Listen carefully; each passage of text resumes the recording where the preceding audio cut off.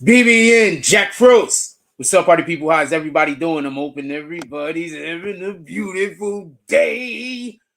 Okay. First, we're really early today.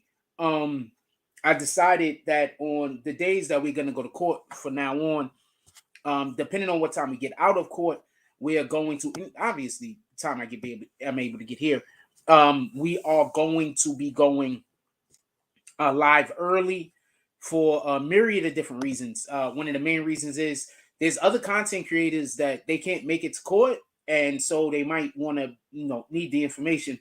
I'm not sure if I'm gonna be stepping directly outside of court anymore and doing a live that way from in front of the courthouse. I'm not 100% sure if I want to do that. I got a couple of things that I want to talk about today, and then I'm going to get directly straight into what happened first day of court. One thing I want to say is this. There's only two content creators in the court, me and another dude, and there's only one journalist, me. So anybody that reports on this literally got to get it from me. So shout out to you guys. It'd be dope if y'all could just credit your source. That's always dope. That's a professionalism thing. It's not a you like me thing. It's a professionalism thing to credit your source. Another thing I want to say real quick is all praises to the Most High. The only reason all of these things that I'm bringing to y'all, anything that I'm bringing to you that's a worth of anything to be heard, it's because of the blessings from the Most High. Anything that I'm doing well, anytime you hear me say I'm doing this great, I'm doing that great, believe me, it's not just me saying that. I'm not saying that I'm doing it all by myself. Every single thing that I do well is because of the Most High. When I fail, it's thanks to the Most High, because that probably wasn't even for me. That's probably why I fail at a thing. That's just the way that works. So all praises due to the Most High. We have a lot to talk about today. There was opening statements. 2 witnesses were cleared all the way through. We're going to talk about both of those things. I have a couple of things to talk about regarding the opening statements. And like I told y'all, I'm also going to tell y'all what the judge initially said when he was giving the directions to the jury. I think that that's going to be important. And the reason why I believe this to be important, just so we can be clear, is because I'm not trying to knock anybody else that does this, but I just want to be perfectly clear when I say this.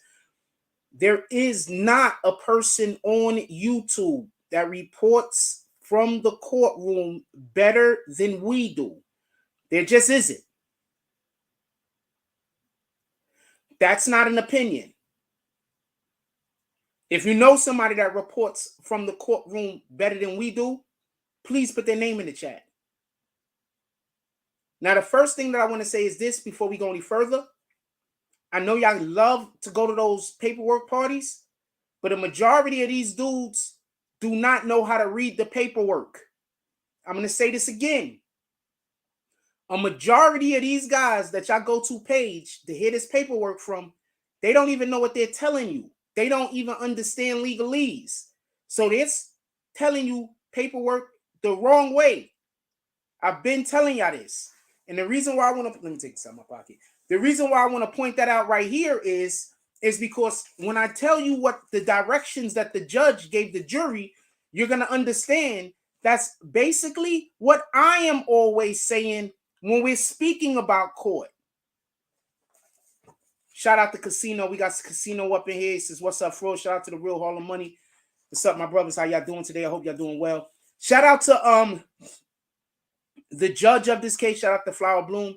The judge of this case is Abraham Clott. He's incredible.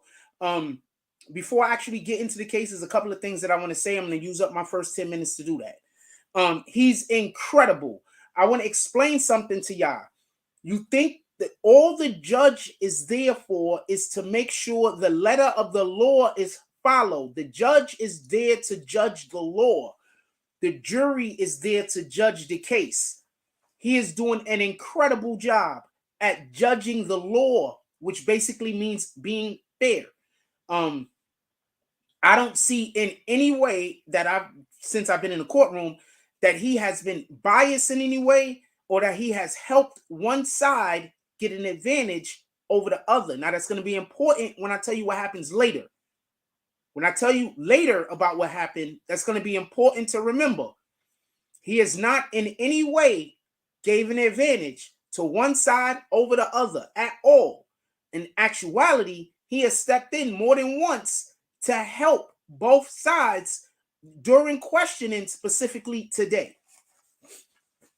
Shout out to Abraham Clot, extremely fair. He's doing an absolute terrific job.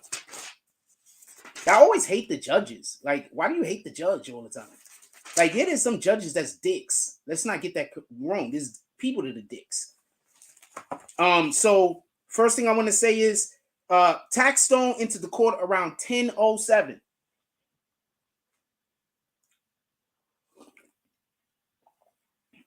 Taxstone entered the court around 10:07. The judge asked, there was a thing that happened. I don't need to tell you that. It's neither here nor there.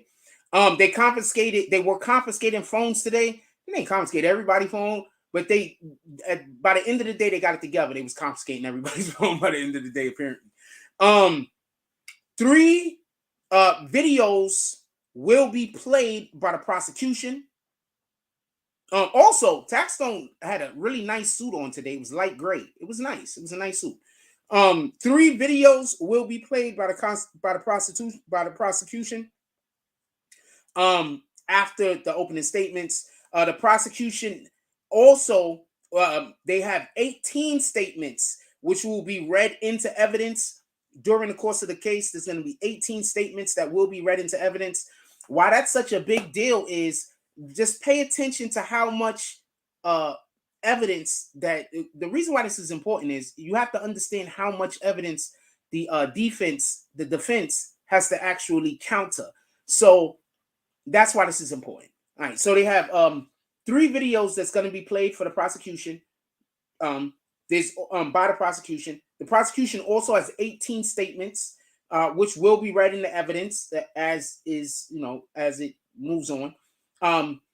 Taxstone had 7 phones recovered from his jail cell. Now, this was funny. Hold on, this was funny. Taxstone had 7. So the prosecution stops everything. Prosecution is like, this guy, he had contraband.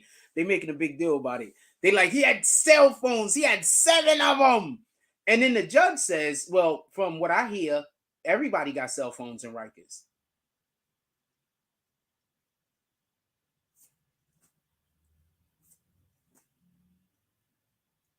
Everybody has cell phones.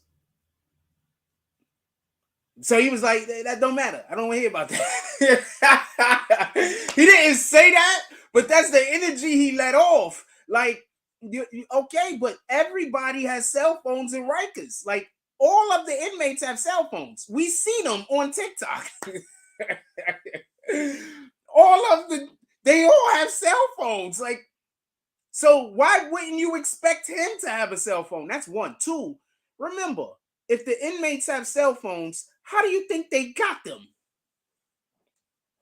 So if we're not sitting here talking about how he didn't say this, but this is what I'm saying this. If they're not in there talking about how they're gonna go prosecute the actual guards that obviously had to have brought in the cell phones, then nobody wants to hear about no damn cell phones. Okay, we don't want to. I'm saying this. This is just me speaking. This has nothing to do with what happened in court today. I don't want to hear about these dudes having cell phones anymore if there's nobody being prosecuted for it other than the inmate. Because y'all could have just gave them those cell phones on purpose, let them sneak the cell phones in just so you could find them and say you got contraband. You understand? You get it? So I don't care for it. The judge didn't care for it. He said, everybody in Rikers got cell phones. Hey, get out of here. I thought that was funny. He downplayed the whole cell phone thing, said all the inmates in Rikers got cell phones. And what are you going to do about it? I keep trying to tell you, this is a fair judge, man. This guy's fair. So basically, the phones were recovered like June 3rd, and a portion of one of the phones, what up, Young Snow? What up, Ayrton? A portion of the phone was recovered. So they played something in court. This is not in front of the jury, by the way. This is when the jury wasn't there.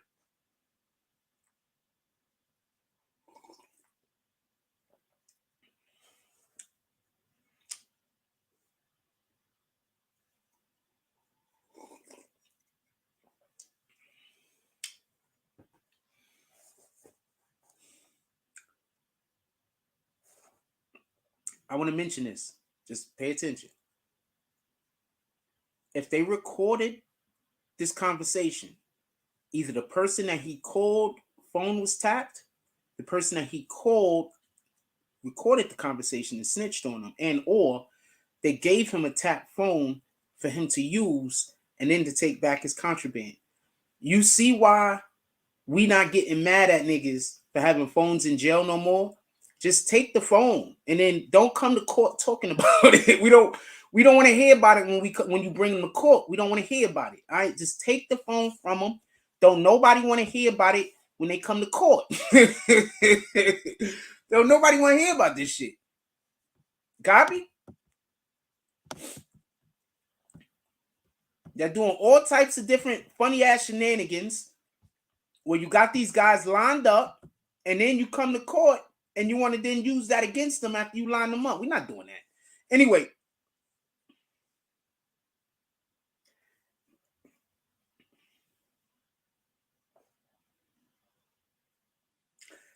I believe, just so we can be clear, the dude's name is Oscar Riveres. Something like that, right? That's his last name, is something like that, right? The defense is calling him as a witness, right?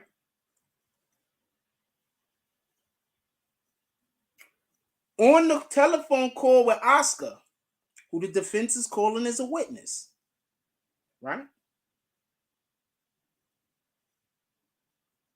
You hear Taxstone, I believe that was Taxstone's voice, saying that he would pay a person to say that somebody else fired the gun.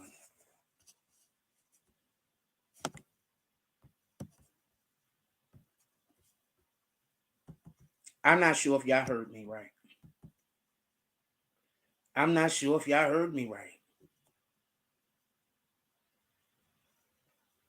So they play an audio in court. Listen. The audio that they played in court is somebody speaking. Sounds like Taxstone. They're saying that it's Taxstone. They played this audio before the jury came out, so the jury did not hear this yet. On this audio, there's a person that sounds like Taxstone, who the defense is saying is Taxstone, who, pardon me, the prosecution is saying is Taxstone, who the defense is not even saying is not Taxstone. I believe they're just saying, yes, that's Taxstone. And basically, the person is saying that they'll pay a witness to say a thing.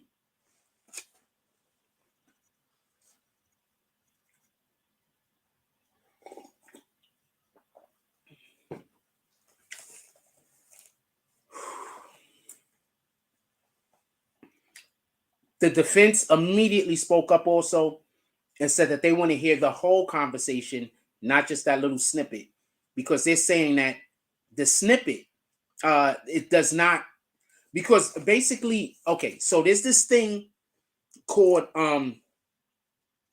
consciousness of guilt. That's when you make a statement or you do something that basically shows that you're conscious that you're guilty. You understand? That you've done something, and in the act that you've done, even though you've pled not guilty, you've done something or you've said something that shows that you are conscious that you are actually guilty. And that's what the prosecution was trying to say, that particular piece of information did. It showed consciousness of guilt. Why don't I put this up on the screen for y'all? 1 second.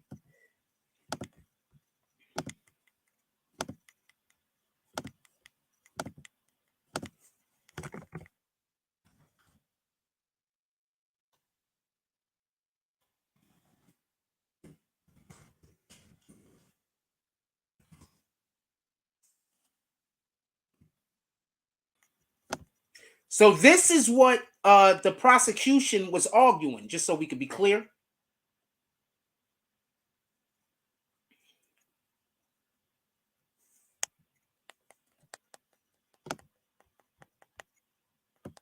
Before jury may be charged to consider a consciousness of guilt emanating from a purportedly false alibi or explanation, there must be evidence independent of that offered to prove the defendant's guilt that the alibi or explanation is false.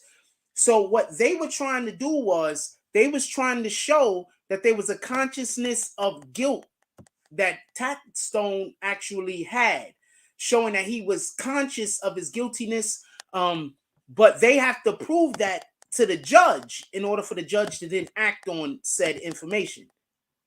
Oh, shoot, I thought I put the screen up for y'all. Hold on. Boom. All right, there you go. So before jury may be charged to consider a consciousness of guilt emanating from a purportedly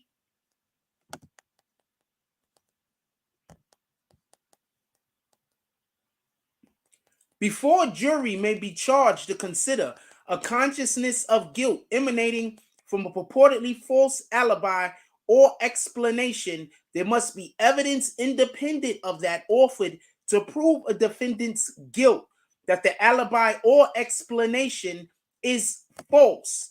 So basically what they were saying is the prosecution, that since he was saying that he would pay a person to say something, that he was actually displaying that he was conscious of his guiltiness. Therefore, I guess the jury goes to the jury. I'm not sure what you do after that. But the defense is saying there is no consciousness of guilt. And the judge actually agreed with the defense. The judge agreed with the defense that that's not a consciousness of guilt. No, not with that little soundbite that they played. The judge actually agreed, but he did put the defense on notice.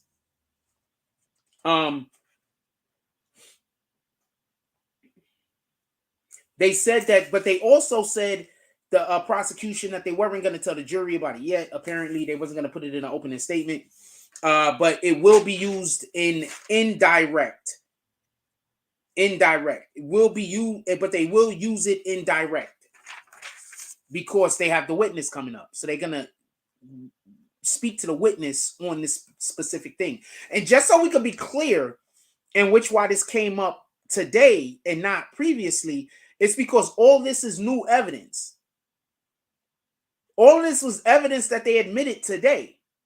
The shit that I'm telling you right now about the consciousness of guilt, and I'm about to tell you another thing, this is all evidence that was admitted today. It's not previous evidence. Remember, when they get evidence, they got to admit it because the defense needs an opportunity to be able to go over the evidence so they could be able to, defend their client. This is all evidence that was admitted today. I just want to be clear on this for everybody that don't know. So that's why this is a big thing. In any regard, the judge said he doesn't believe it's a consciousness of guilt. Get out of here. But he said he put the defense on notice. It is what it is. Somebody said it's lies. What's lies? Oh, you just saying random old things. You don't know nothing. You're just saying random things, right? Defense says that the defense basically said the act of offering money. They didn't say that he didn't offer the money. They just said that that's not a consciousness of guilt. That's it. They didn't say he didn't offer the money. They just said it's not a consciousness of guilt. That's it. Anyway, the judge says that the offer of money,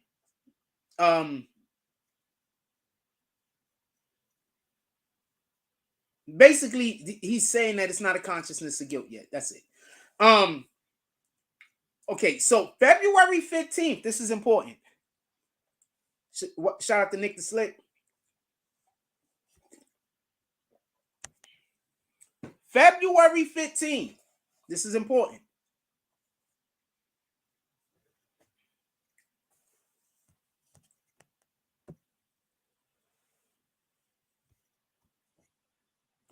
February 15th, they violated the order of protection. Okay, so like I just told you, certain evidence that was put in, they can't speak about or make public. So apparently they're trying to say that one of the defense's attorneys actually contacted DJ Vlad and gave DJ Vlad evidence or information about evidence that was still protected. There's a court ordered protection on a lot of this stuff. There was a court ordered protection on some of the stuff that DJ Vlad had. And they're saying that on February 15th, that's when the order of protection was violated. That DJ Vlad, remember how everybody keep calling this dude the cops? DJ Vlad had information that was provided to him by the client's attorney that was not supposed to be leaked.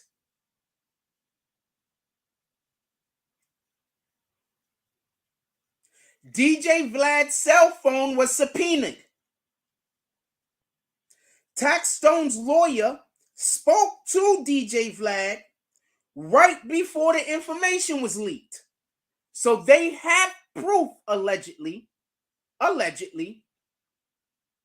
that Taxstone's lawyer allegedly leaked some information to DJ Vlad. DJ Vlad posted the information. So the information was 100% posted. Just so we can be clear. As far as I know, the information was 100% posted. They're saying that the leak, how DJ Vlad got it, was Taxstone's lawyer. They subpoenaed Taxstone's lawyer. I get into the court. So I'm sitting there and I'm waiting for everything to start. Jury not there, nobody there yet, right? And I see that there's a papers up there, and basically they were phone records. So I said, because I got pretty decent eyes when I want to. So I said, oh shit, they got phone records up there. I was thinking, oh wait, what? So apparently they subpoenaed DJ Vlad's records. The second half of the when we came back, I couldn't sit where I was sitting at, so I couldn't see what the defense was doing. So my first half of what I'm telling y'all is gonna be way more centric in benefit to Taxstone than the other, because I couldn't see it's a long story. I couldn't see what the prosecution was doing. It's a long story. It's neither here nor there though. In any regard,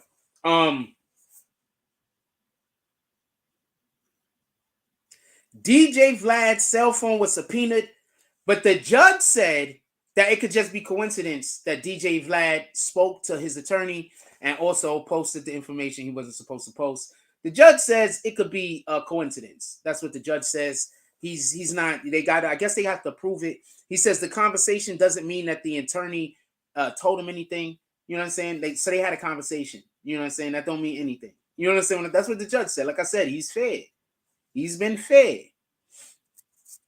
This is 100% another one of those situations where you are not going to be able to blame the judge if it don't go the way you want it to go. Whatever side you on, you are not going to be able to blame him.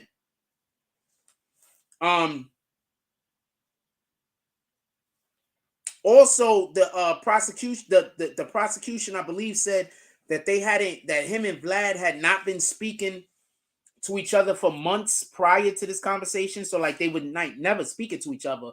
And then all of a sudden they had a conversation, and then this information was released. So the judge signed another protective order. We haven't even got to the opening statement yet. Just so we can be clear. All of this is happening.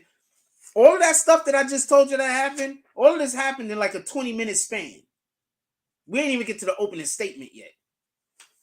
Taxstone lawyer denies he did anything, like, you know, like what you would, even if you did do something. He's like, man, I don't know what y'all talking about. Shenanigans. They updated the trial discovery. They put the phone records and all that stuff into into the discovery. Anyway, about 10:27. Remember, I told y'all the judge came out at 10:07. Taxstone entered the court at 10:27. The judge asks for the jury. Jury get out there about 10:29, 10:30. Jury enters the courtroom. They get sworn in. The judge gives the jury their orders or whatever. It was pretty long. I'm not gonna say everything that he said, but I'm gonna just give you the gist of basically, you know, what it is to be a juror, because I get it. Like a lot of times y'all come here and y'all wonder why y'all have certain conversations with me about court, and I keep trying to say like that's not gonna fly. And then y'all be like, no, but it is. I think it is. I think, and I'm like, but that's not gonna fly. That's not the way court works. And then people want to argue with me and tell me that I'm being biased. When in reality, they don't know what the F they talking about. Like, you just don't know what you're talking about sometimes. Like, you're not going to tell me I don't know what I'm talking about when I know what I'm talking about. You understand? And then once you tell me I don't know what I'm talking about and I know what I'm talking about, I'm probably not going to never think you know what you're talking about. I'm just being honest with you. Anyway, jury gets sworn in. Judge explains the prosecution has the burden of proof. Remember, I keep telling y'all, the prosecution has the burden of proof. If your lawyer is going out there trying to figure out how to make you look innocent, that's probably going to hurt you. The prosecution has the burden of the proof. Your lawyer should be trying to prove the shit that the prosecution is saying is BS. Your lawyer's supposed to shoot holes in their case. That's what your lawyer's supposed to do. Your lawyer's not supposed to be like, I got all of these ways to prove you innocent. No, the lawyer's supposed to shoot holes in your case.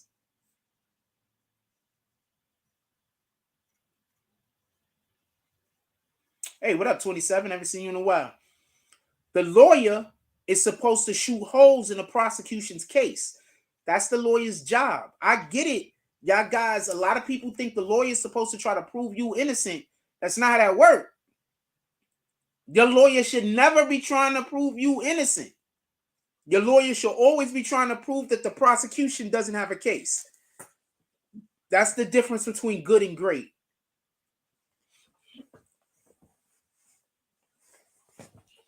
All right?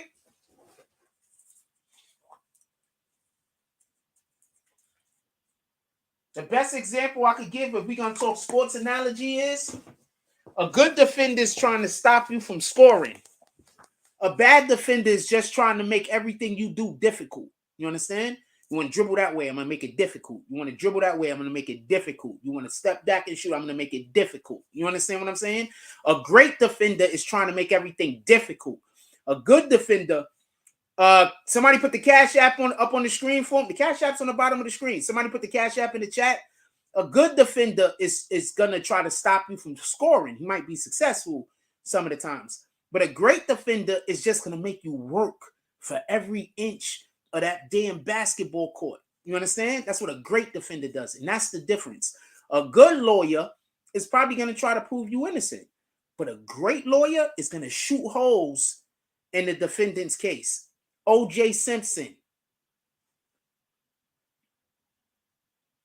They didn't try to prove O.J. Simpson was innocent. They just was shooting holes in the other nigga's case. Tell me where the lie at. Tell me where the lie at. Somebody put the Cash App in the chat for 27 if y'all don't mind. Also, this show is sponsored. I'm going to have my sponsor stuff up by tomorrow. We're going to start having our sponsorship back up. This show, hopefully by tomorrow, this show is sponsored by Hassan Shipman and by Gotti. All right, so the defense doesn't have to prove anything. Remember how I keep telling y'all that? This is what he told. I'm just jumping through some of this stuff. Witnesses' comments are not evidence. Do you remember I had a whole conversation with somebody about that when we was covering the trial with Megan Thee Stallion, and they kept coming in here trying to tell me that what Megan Thee Stallion was saying was evidence. And I kept saying that that is not evidence. The judge said that in court. A witness's testimony is not evidence.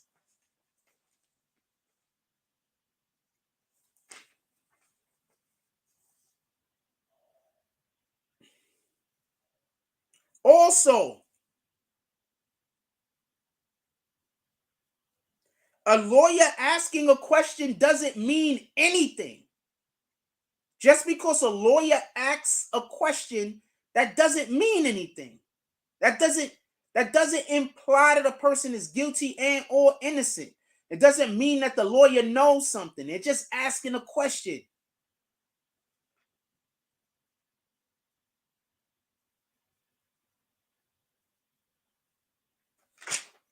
This is all stuff that I tell y'all, by the way. Remember I keep telling y'all, yo, I kind of went to school a little bit for this stuff. And then I come here and I tell y'all this stuff. They said this stuff in court. When a lawyer makes an objection, it's just a signal that don't mean nothing.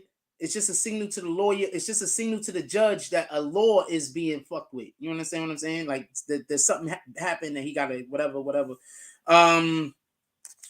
A legal ruling is never based on an opinion. Remember, I keep trying to tell you, opinions don't mean nothing in court of law. Because remember, that's the only way people argue with me. They don't never have any facts. They just tell me about how they feel.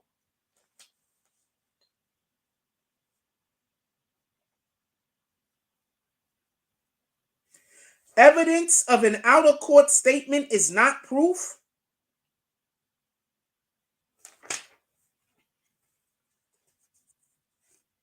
An exhibit is evidence. And then the witness will interact with the exhibits. Isn't that what I tell y'all? That is what I tell y'all, right? Also, there's nothing wrong with a witness having notes when they're up there because, you know, they might have to write down some shit in order for them to be able to, you know, be able to answer the question appropriately or whatever the case is. There's nothing wrong with that. All right, so at about 11:07, that's when the opening statement started. The prosecution, so we're starting with the prosecution's opening statements real quick. Anything anybody want me to go back over? Anything anybody want me to go back over?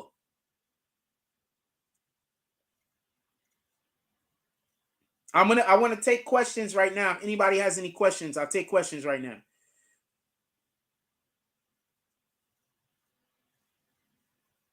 If anybody has any questions, I'll take questions right now. Give y'all a second.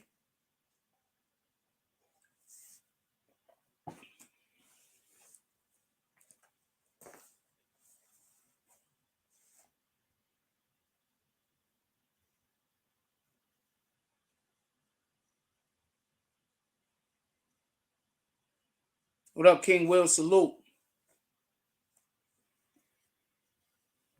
If anybody has any questions, I'll take. If anybody want to ask anything, I'll take questions right now.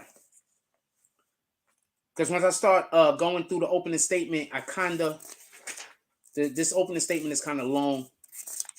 And then we get to the, I think I made enough notes.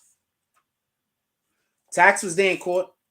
He had a lit suit on though. His suit was like a little bit like light gray, lighter than his hat. His suit was lit.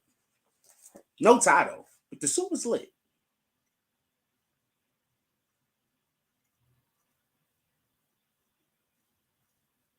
Definitely dressed well. Definitely very well dressed today. All right, we're gonna get to the opening statements. This is our prosecution's opening statements. I just highlighted the important things. Obviously, I didn't write everything word for word. All right.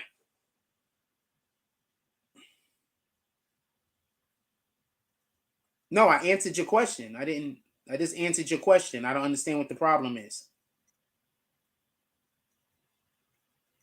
You asked the question, so I answered it.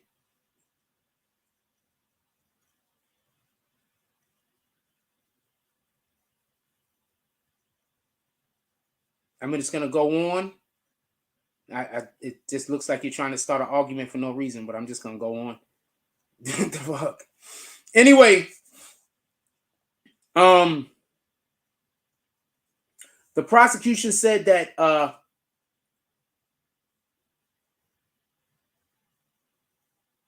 the defendant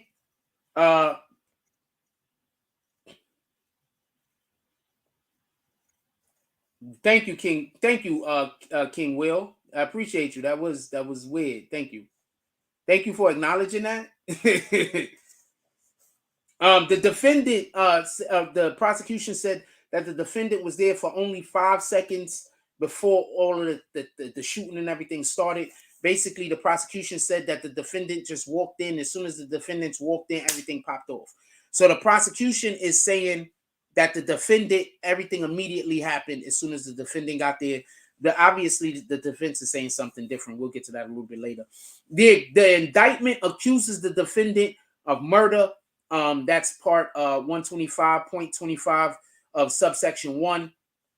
The intent to cause death, attempted murder, and that's 110/125-15, I believe that is, and that's attempt to cause death. And then there's also, these are the charges, by the way, 120.10, and that is intent to cause injury with deadly weapon. That was for Ronald Collins, who is Troy Ave. And that same exact one, subsection 1, by the way, that same exact one for a second and third and fourth person. There's 3 people besides Ronald Collins that all, I didn't write none of their names down, but 2 of them I believe are going to be witnesses. They mentioned 2 of them. A third person, they didn't put their name at all. They're all going to be witnesses. Pardon me. There's 3 people who the charge is 120-10 subsection 1, and that's basically intending to injure someone with a deadly weapon. And then there's he got charged with 265.03 subsection 1, subsection D, and that is possess the loaded firearm with the intent to use. Also 265.03 subsection 3, and that is having a firearm not in his home or workplace. Yes, Kenneth Montgomery is his lawyer. That's the lawyer they said was on the phone with DJ Vlad. Ronald McFadder. They said Ronald McFadder. They said that they was Troy Ave's bodyguard. The defense is basically contending that he wasn't a bodyguard. He was just a goon. That's what the defense is saying. He's not a bodyguard. He was just a goon. Troy Ave is to testify. The defense is saying that the only reason why he's testifying is because Troy Ave has his own case. We'll talk about it a little bit later. Troy Ave has his own case with his own charges that he has to deal with. And the reason why he's testifying is so that he won't go to jail himself and so that he can get favorable treatment from the courts. That's what the defense is saying. Taxstone, so this is the opening statement. That's what the defense contended. This is still the opening statement of the prosecution. They're saying Taxstone's conduct before and after all of this situation happened.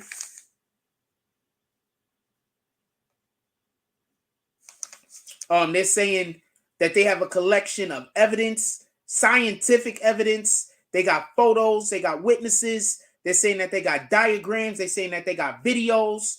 They're also saying the evidence won't be in perfect order because apparently they can't disseminate the evidence like in perfect order. So they're gonna, I guess jump through, do some of the evidence on this end, do some of the evidence on that end, because it's the availability of the witnesses. So some evidence has to come with certain witnesses, and not all witnesses could be available at all days.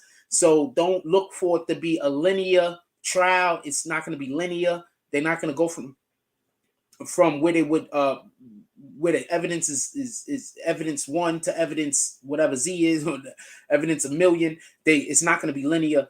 They're saying that Daryl Campbell shot and killed Banger, and basically the defense is contending that Taxstone never even fired a shot. That's what the defense is saying. Taxstone never even fired a shot. That's what the defense is saying. Apparently, there is no video. There is no video like the I was about to say Latin Quarter. The building doesn't have cameras inside of the green rooms. So there's no video cameras inside of the green rooms, inside of the VIP area. There is none. The only video evidence that's anybody's gonna see from there is gonna be from cell phone footage. Then the prosecution said Troy Ave has sold drugs. You know, he doesn't do it no more, but he has sold drugs. He does make violent music, and the defense is contending that's why his testimony can't be trusted. The prosecution is saying that Taxstone stalked Troy Ave and harassed him. And this is what I keep trying to tell y'all. And this is what I keep trying to tell y'all. Pay attention. This is what I keep trying to tell y'all. They can, if you think you having fake accounts on the internet is going to stop them from being able to tell what your fake accounts is, that's not true. So when you got somebody that's being stalked and harassed on the internet, and then you come into a confrontation with them, and one of y'all get hurt and somebody die, you know who the government is going to go after? The government is almost always going to go after the stalker. I promise you. The person that's being stalked, the government ain't coming after them. You get it? That's the real reason why they allow for Troy Ave is in the situation that he's in right now. That's the real reason. Because Taxstone was openly, by what the prosecution believes, stalking and harassing Troy Ave openly. Like it's not a thing, it's not a secret. Everybody knows that Taxstone was consistently making content going at Troy Ave. So the prosecution is contending that that's why all of this happened. That's proof. I'm not saying that it's proof. I'm not. I'm saying that this is what the prosecution is saying. The prosecution is saying that that's proof that Taxstone was the instigator of whatever the heck happened, because he's been stalking Troy Ave over an extended amount of time in various different ways. And the defense said Troy was actually the jealous one. That's what the defense is saying. So this is still the prosecution's opening statement. They said Troy Ave made a diss song about Taxstone. This is the prosecution, just to let you know. Troy Ave made a diss song about Taxstone. They're saying Casanova's girlfriend. Check this part out. I'm gonna stop for a second so we can talk about this. So Casanova's name was coming up so much in court today that the stenographer during a break had to go up to the prosecutor and ask them about Cass, because they kept saying Cass. The stenographer had to go up to the prosecution to make sure that she was writing it correctly because Casanova's name came up so often. This is the first day of trial.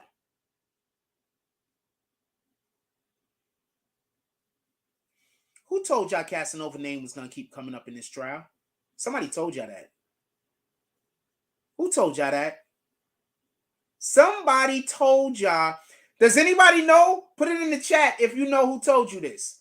Somebody told y'all Casanova's name was going to keep coming up in this trial.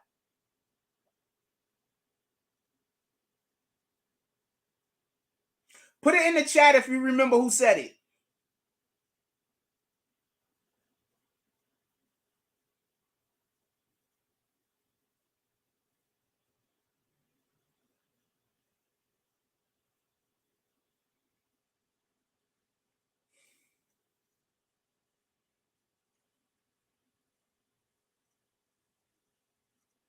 Shout out to King LLC. Yes, this guy. I told y'all. And this is not me trying to get Casanova involved in this. This is not me talking shit about Cass. I actually like the guy. This is not me talking shit about Cass. Casanova has a whole business that he started up from behind bars so he can freaking feed his family. Shout out to that shit. For everybody that don't know, Casanova started a business while he was behind bars, locked up in jail, so he could feed his woman and his kids.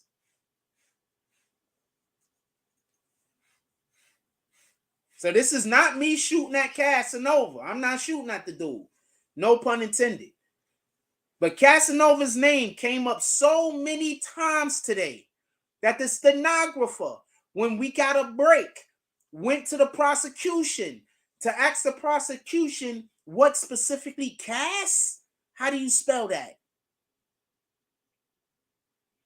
It's a I think they clean cars. I think it's a mobile, like, not clean cars. Hold on, I'll show you.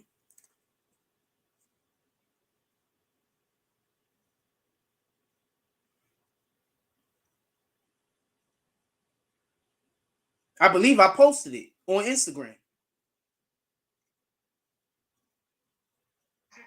Mobile car wash. There you go. There's a mobile car wash, right?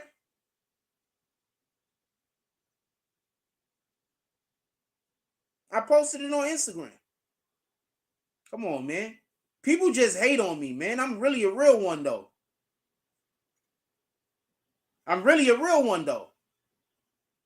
People just jealous, and there's nothing I can do about that. Them same people that's jealous is those same people that could have showed up in court today and came and gave you this content. But they can't, even if they showed up to court. They don't even know what to look for.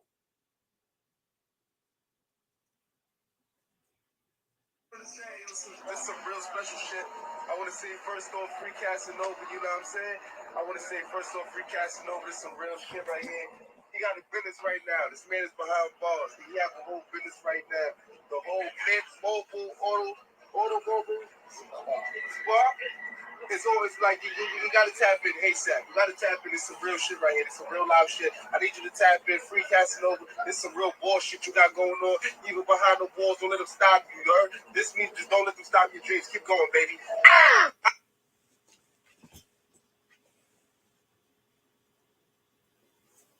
That's the business. Just so we can be clear. Shout out to Nick the Slick.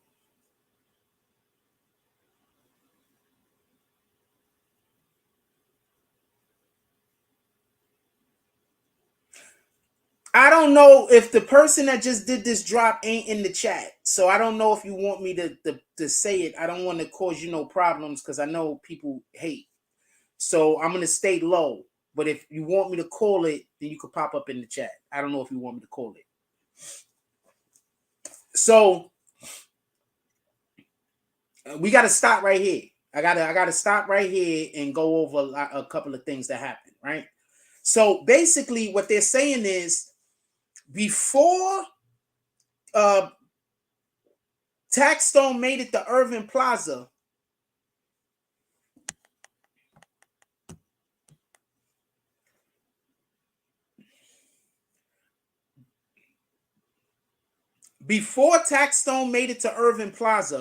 he was actually hanging out. They went to go eat and a whole bunch of other shit with a whole bunch of other things with Casanova's girlfriend and some other chick. They was like going all around town doing stuff. So Casanova wasn't with him, but he was with Casanova's girl, Jazzy, and they was with like some other woman, and they was going around eating, and they was like all over the place. So when he showed up to Urban Plaza, he showed up with them.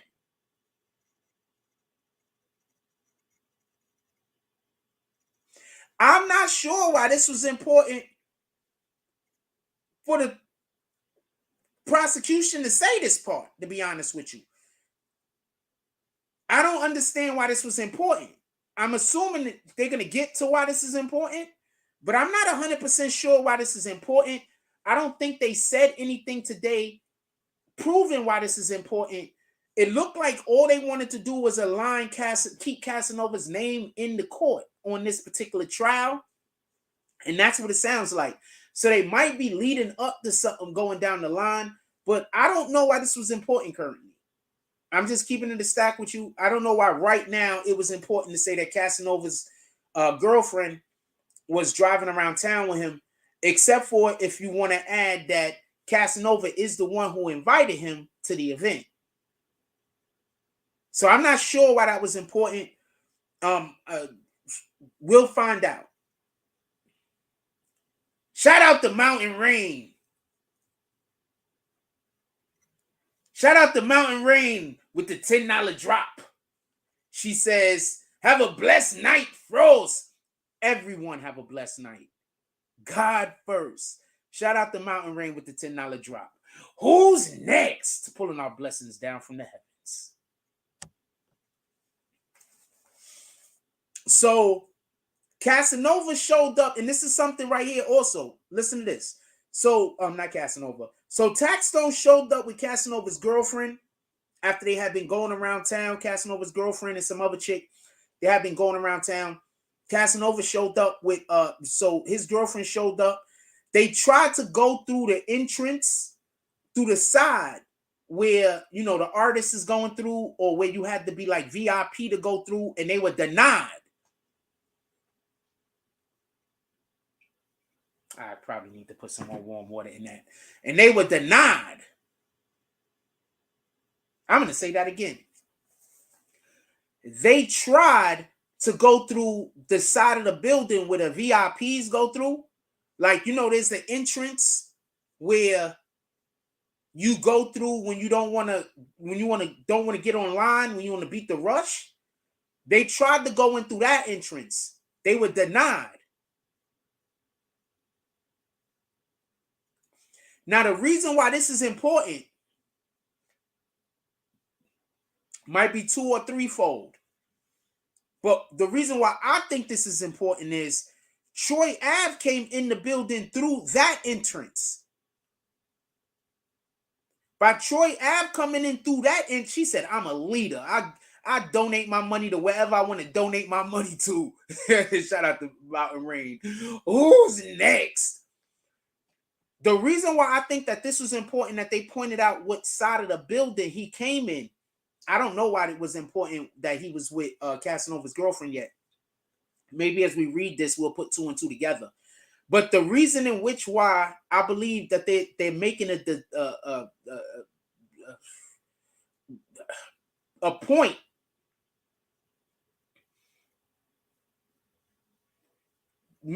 point to say that he didn't come in through the entrance where the VIPs come through, and because that's the way Troy Ave came in the building, meaning that Troy Ave was supposed to be there.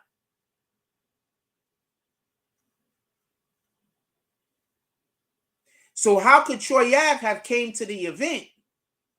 I'm not trying to argue for them. Boom, I'm going to be quiet. But basically, how can Troy Ave could have came to the event looking for Taxstone if Troy Ave was asked to be there personally by T.I.? T.I. personally asked Troy Ave to be there. So how was Troy Ave there looking for Taxstone? That don't make sense. So that's what I think that they're alluding to. At least I think that that's what they're trying to say.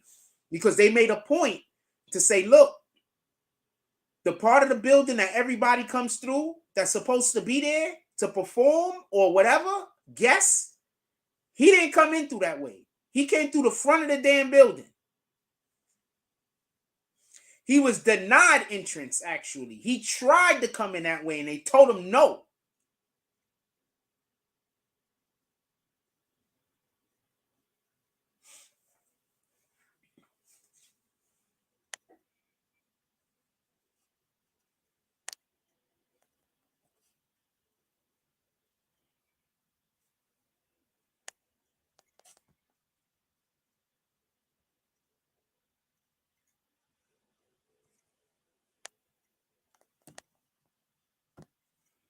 They told him no.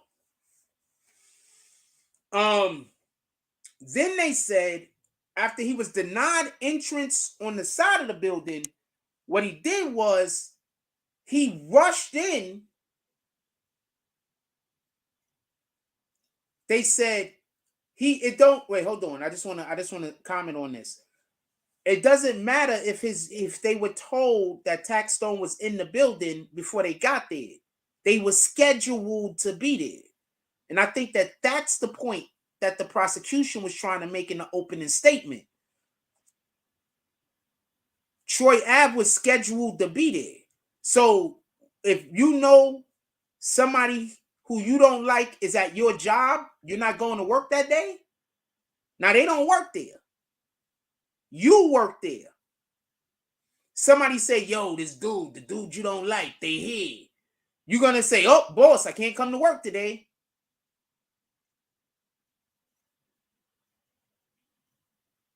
I'm just asking, Brooklyn Don. In all fairness, is that how you giving it up? You see how it don't make sense if anybody told him that Taxstone was there before he got there? He was scheduled to be there. Taxstone wasn't. I'm not trying to argue their points. Please don't put me in that position.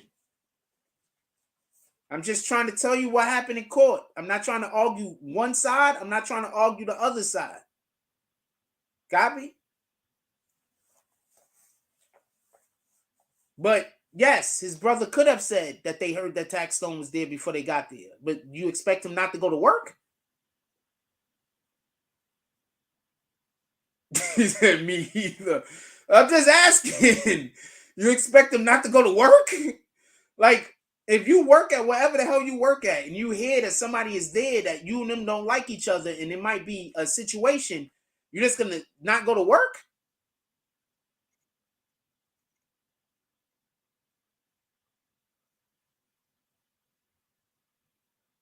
That's a real question I'm asking you, Brooklyn Don. You going to not go to work? I don't know where you work at. But wherever you work at, if you heard that a person was there that you had an issue with and they had an issue with you, are you going to call in and say, I can't go to work today, boss? Fred showed up.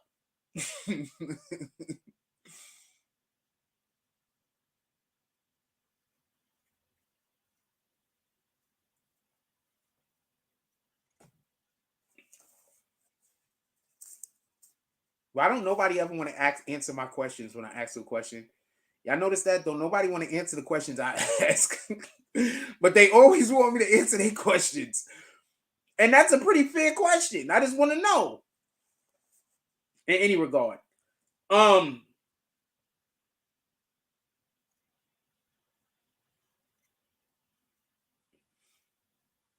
Yeah, you answer that guy's question, but you didn't answer my question?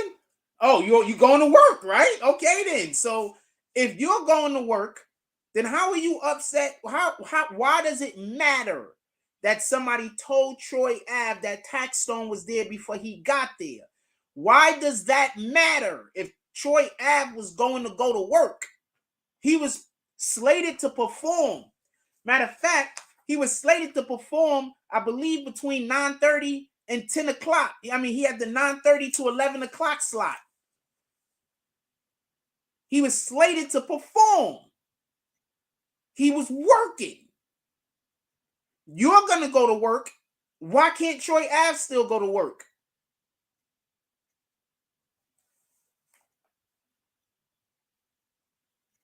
Just explain it to me, because I want to know.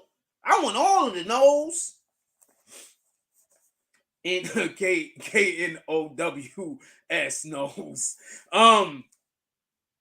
Because there's three different no's. The NO knows, the NOSE knows, and the KNOW knows. So that's the KNOW knows. In any regard. Keep with the comments, by the way. I'm fucking with you, Brooklyn Don. Whoa. I enjoy the interaction.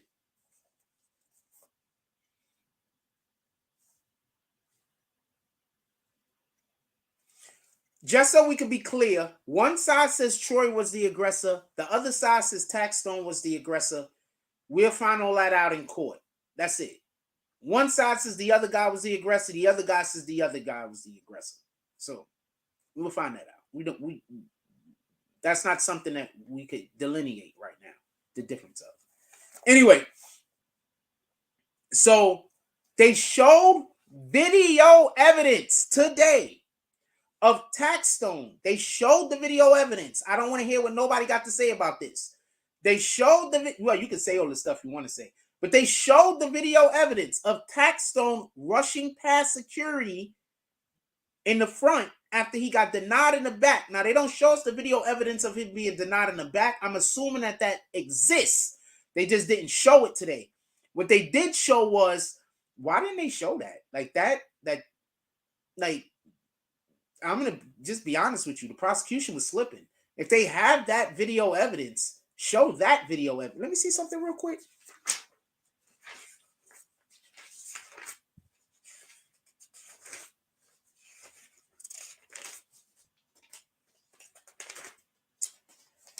So I have all of the cameras. There's a ton of cameras. Hold on. Backdoor entrance, exterior. Yeah, they have that camera, and that camera was working. Why didn't they show that?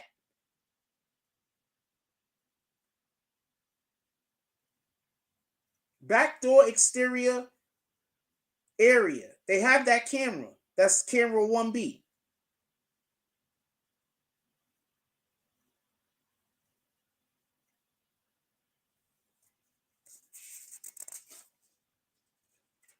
I wrote down all of the cameras where all the cameras are. All word, they did renovation. Yeah,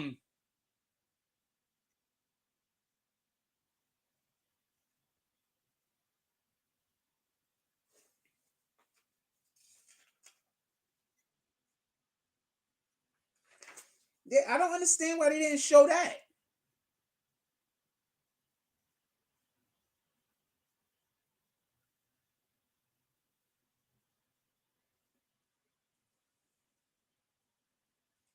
In any regard, so he was denied access. The back of the venue, he was denied access. After he was denied access, they showed video of him. And the way they made it look like I'm not saying that this is what he was doing, but the way they tried to make it look like, not by her words as much, because the prosecution doesn't have a silver tongue. That's the best way I could put it. Like, she got whatever evidence she has, but she doesn't have a silver tongue. So it's not the way that she said it, but you could tell what the implication was. You know what I'm saying? Because what they did was they showed the video, and then they showed him come to the front, stand off to the side, and then it looks like he's standing off to the side waiting for an opportunity to go in. And I think that's what they were alluding to, but I don't know if that's the case. They could have just let him come in because he's Taxstone.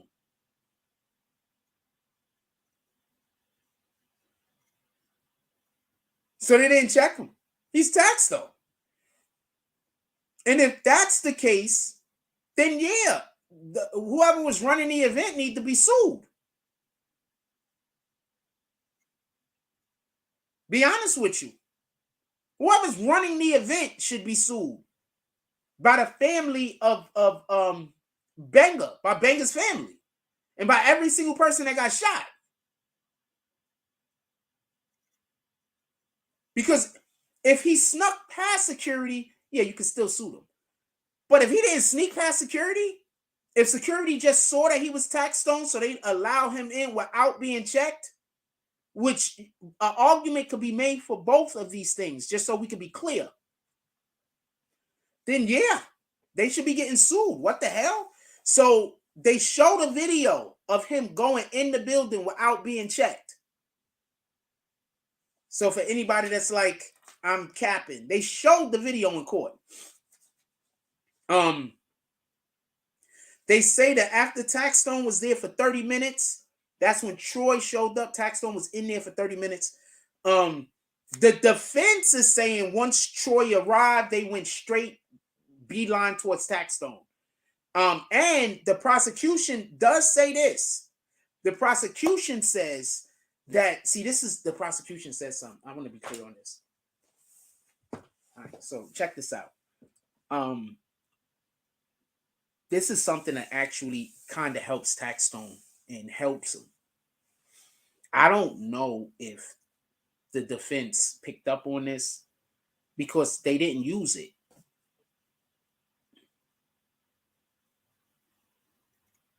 Maybe they don't know how to use it yet.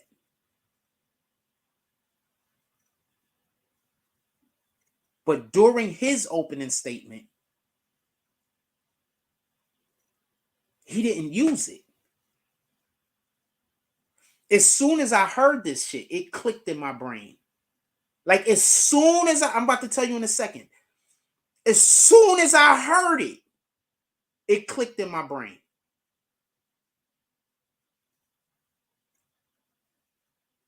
But the defense didn't use it in their opening statement. That's one. Two, the judge basically was kind of, be perfectly honest with you, hinting that maybe the defense want to defer their opening statement, but they didn't. They did their opening statement right after the prosecution did their opening statement.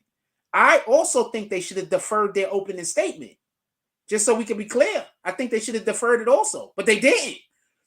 The judge was kind of elbowing them, like, you know, you don't have to do the opening statement now. Like, the judge gave one of those kind of, I'm dead serious.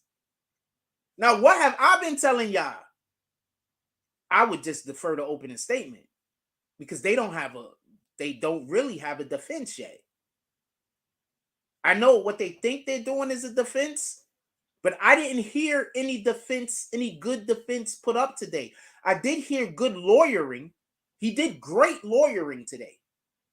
Taxstone's lawyer did excellent lawyering, but there's no real defense there, so there's not but so much he could do. You can't fucking, he's not Jesus. He can't make wine out of water.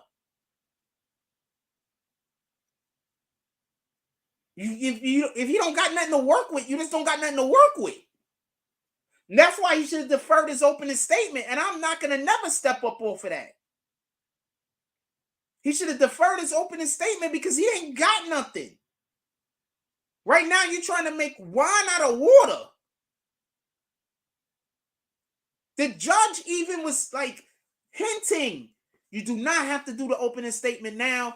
They can defer it.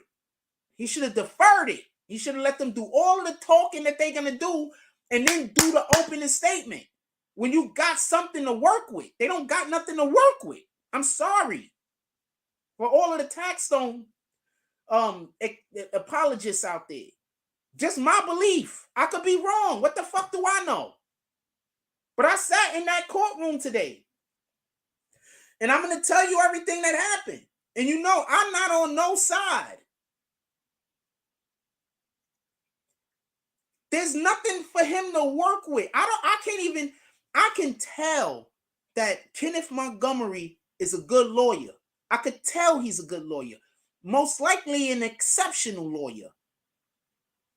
But I didn't see anything that he had to work with. I didn't see it.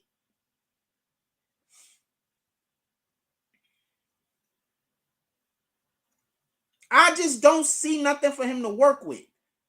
And since he had nothing to work with, he should have deferred his opening statement. Period. I hate saying that now because chicks use it. Exclamation mark.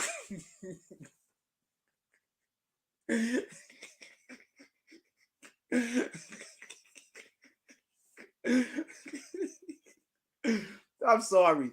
I think they should have deferred the opening statement. And what have I been saying this whole time, by the way? They should defer the opening statement. Haven't I been telling y'all that?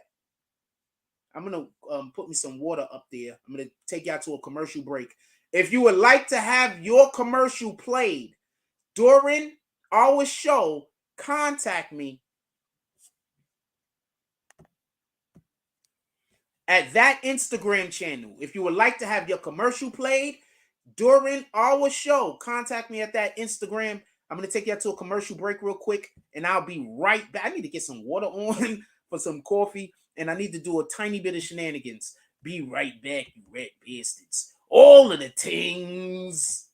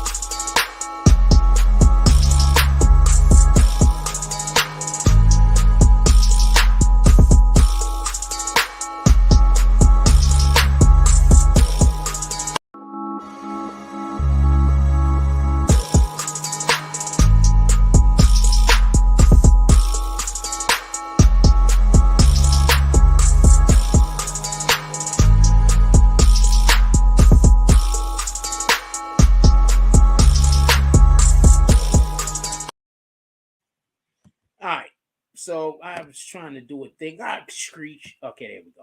All right. Yes, if you would like to have your commercial played during our show, all you got to do is contact me right there. They see that thing right here? That thing right here. You contact me, you send me your stuff, and then we do some things. Real quick. So yeah, back to what I was saying. I just don't. This is just my opinion. I'm not a lawyer, also, by the way. And just so we can be clear, I can understand the importance of doing your opening of not wanting the prosecution to get a lot of momentum. So I do understand the importance. Okay, so maybe that's why they decided to do the opening statement immediately, because they didn't want the prosecution to get a lot of momentum. You understand what I'm saying? But what does who use? Explain. But right now, I don't know. I don't know. I just don't. I'll just keep going. As we go on, you'll see what I'm saying. That's the best way I could put it.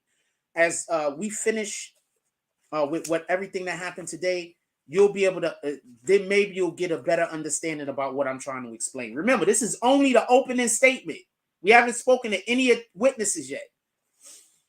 So he was denied entrance. They have him rushing past security to get into the front of the building without being checked.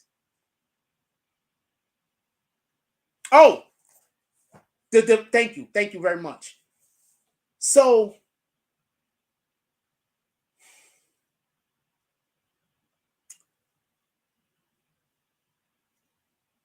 the prosecution admitted that Benga said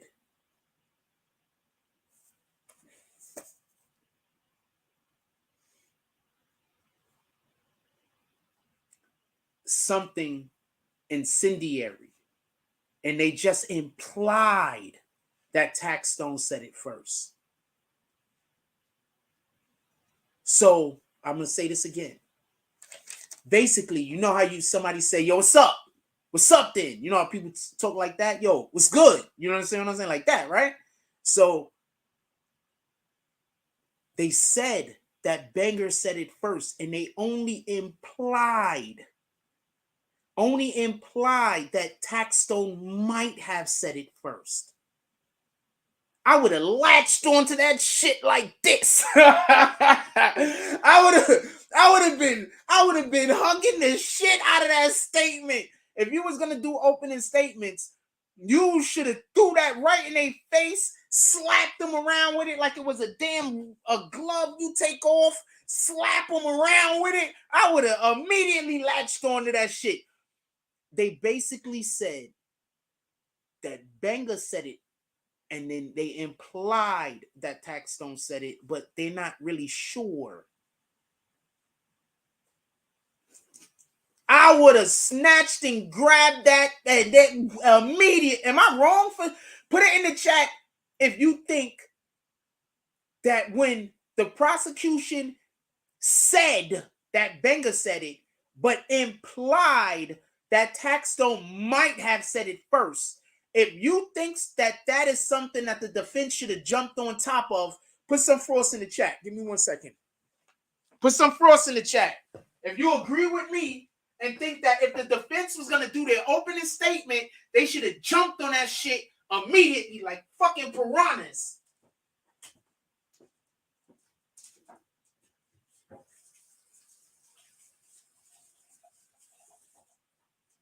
They said that shit. I sat up in my seat, homie.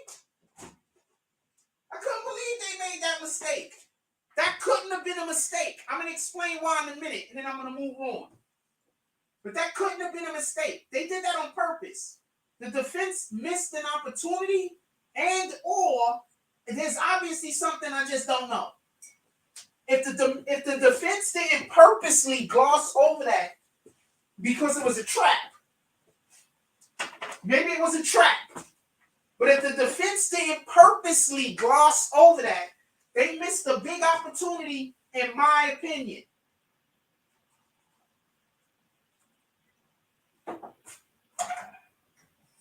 They don't have much. So you have to be looking for every nook and damn cranny. This man is fighting for his life.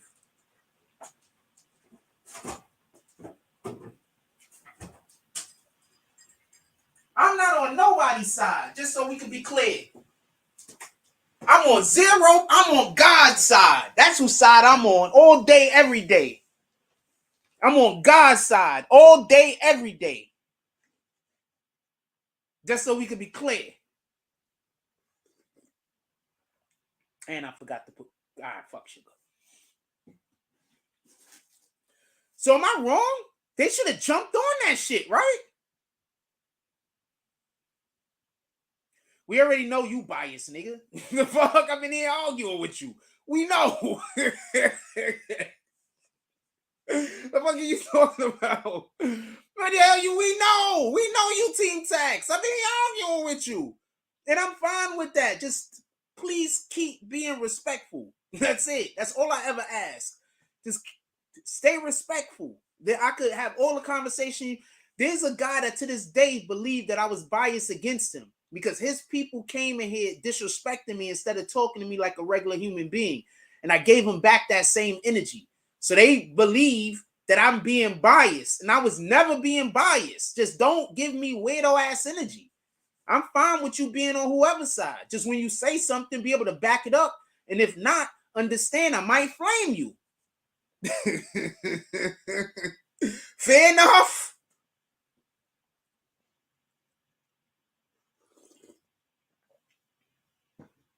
That's it. I'm gonna put some hot chocolate in this coffee. Give me 1 second. That's it. Understand? I might flame you because if you gonna come in, if you say shit that's obviously not true, I'm gonna assume you here for the jokes. So just be able to back up whatever you say. Maybe you right and I don't know you right.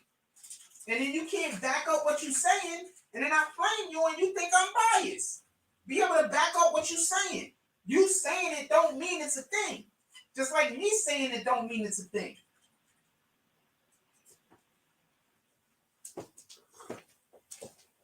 That's all I ask. You come in here and be able to back up whatever the hell you talking about. Motherfuckers be wanting, pardon me, people be wanting to talk to me and then they can't back up nothing. And they be like, Frost don't believe me. He biased. No, I just don't believe you. I'm not biased.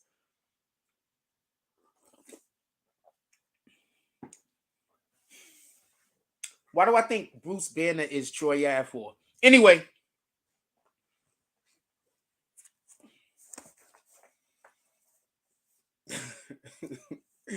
Anyway. So yeah, they should have jumped on that. The defense don't have much to work with. The fact that they missed that, like, how do you miss that? Like, how do you miss that? Okay, we're not talking about all of that right now, Don. But yeah, he smacked Macklemore. You don't even know how to spell the guy's name. I don't know how to spell the guy's name either. I'm gonna actually get to that a little bit later, so you can hold that in the chamber. Copy? You can hold that in the chamber. I'm gonna get to that a little bit later. You can hold that in the chamber. Copy? So they have him rushing past security without getting checked. Like once again, and what did I tell y'all? These dudes should 100% be getting sued. By every single person who got shot should be suing. Maybe other people also. In any regard. After Taxstone was there for 30 minutes, Troy showed up.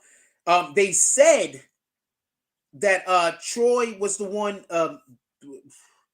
The defense is saying that Troy initiated the confrontation with Taxstone. That's what the defense is saying. That's what the defense is saying. This is still the prosecution's opening statement. The prosecution says that Troy was invited by T.I. So understand, when they're explaining to you that Casanova couldn't get in through the side of the building where the people that are VIPs and invited guests and people who are supposed to be performing couldn't get in,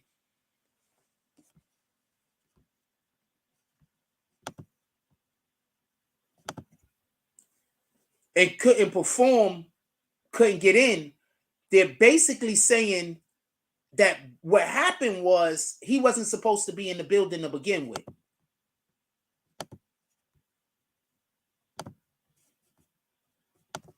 You understand?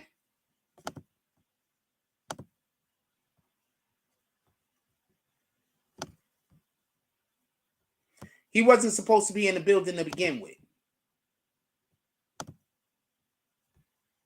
You understand? So that's what they're saying. He wasn't supposed to be in the building to begin with. So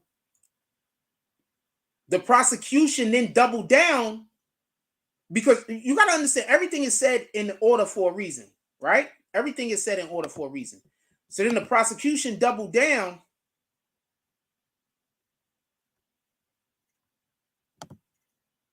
This is crazy.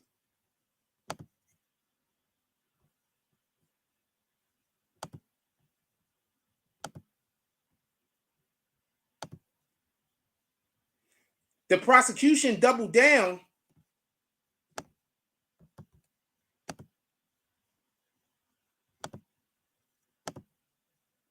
There's literally a fake page in here that they won't allow me to kick.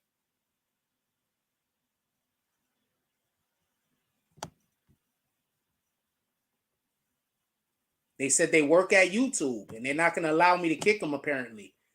Okay, there's nothing I can do about it. He works at YouTube. I can't kick him. He see me trying to kick him and I can't kick him. So YouTube is gonna. So this is why my channel gets all fucked up all the time, because there's a person that works at YouTube that's fucking my page up. This is crazy.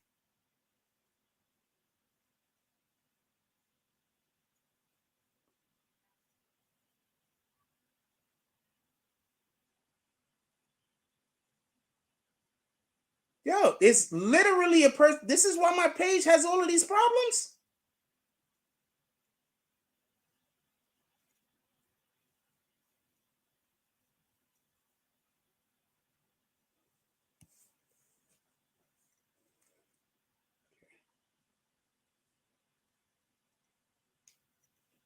No, I'm going to take a picture of this and we're going to continue. I'm definitely not giving you an interview. That's crazy. I'm going to take a picture of this and I'm going to immediately contact YouTube after this is over. What the fuck? And I'm never doing a video. I'm never doing an interview. I'm never doing an interview with nobody that hates me. I just would never do that. That's go 100% against anything that I ever, anything. So I'm trying to kick this person. They work for YouTube. And basically, they're telling me that if I don't do an interview with them, they're going to continue to try to destroy my page. Look, I can't even kick them. They work for YouTube. So basically, I don't know. I'm sending this to the FCC.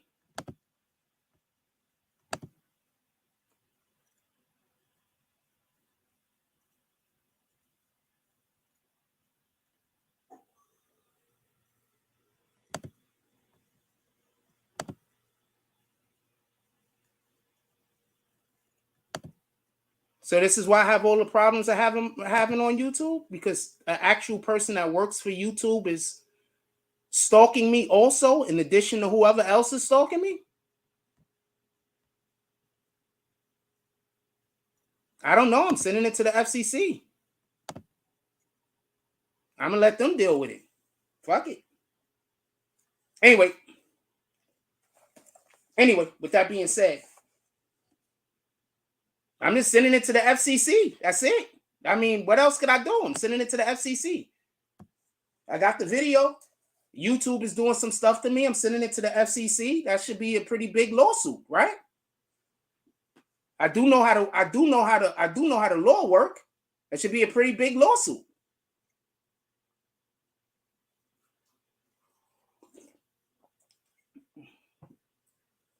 In any regard,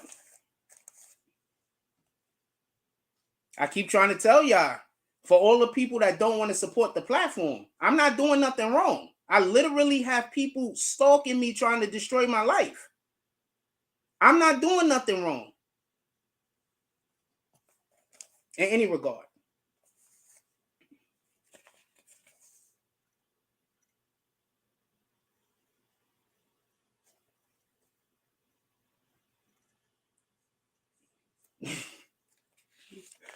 I keep telling y'all, Satan. I keep telling y'all, Satan. I keep telling y'all, Satan. Anyway, let's get back to what we're talking about. So he rushed past security. He didn't get. If anybody want to support the platform, by the way, y'all can always pull up to the Cash App. YouTube takes 55% of all drops to social. 55% of any drops that I would get to anyway. So y'all can always pull up to the Cash App if anybody wants to support the page. As y'all can see, I'm literally fighting with YouTube right now. As you can literally see, this is not cat, obviously. This is real shit. I'm literally fighting with YouTube. They trying to really destroy my life. YouTube.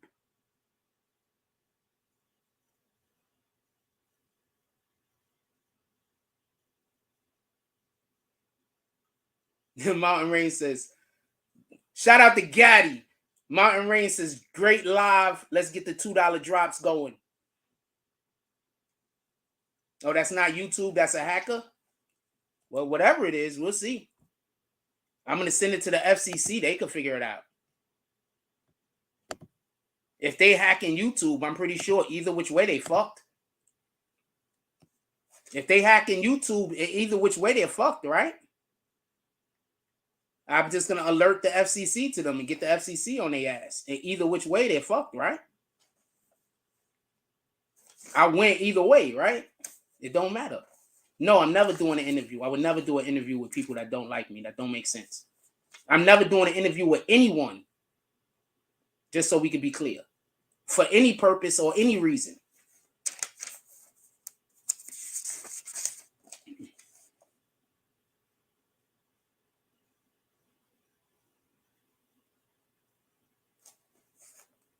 Just so we can be clear. Never. Let's get back to the show. Taxstone rushed past security at the front of the building. Boom. They showed that on video. Just so we can be clear. That was shown on video.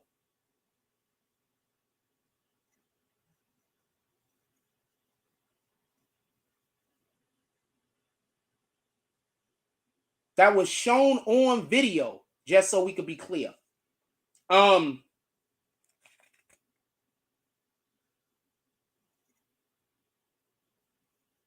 So the reason in which why I believe they're doing this, listen and pay attention. The reason why I believe that they're doing this is for this explicit purpose. This is the main thing. Listen and pay attention. What they're showing is that Taxstone, this is the prosecution's opening statement still. Taxstone, they're trying to show that Taxstone is not supposed to be in the building. That's why he couldn't come in through the side entrance where Troy Ave went through. They made a point to say Troy Ave was supposed to be performing that night. He was invited by T.I. T.I. had came into town. They was invited by T.I. Shout out to the 105 people in the room. That's a fact. After Taxstone was there for 30 minutes, Troy Ave showed up. The defense is saying.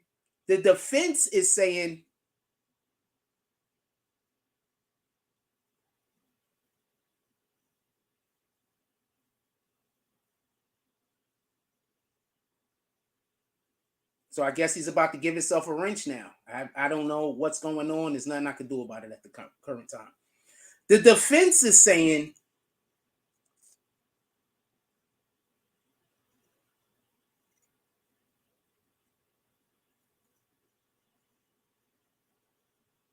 there was no camera in the green room.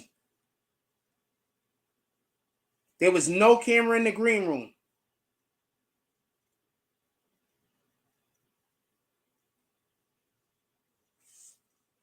The defense is saying that Troy Ave, the defense is saying Taxstone initiated the defense. The defense is saying Troy Ave initiated the confrontation. The prosecution is saying Troy Ave did.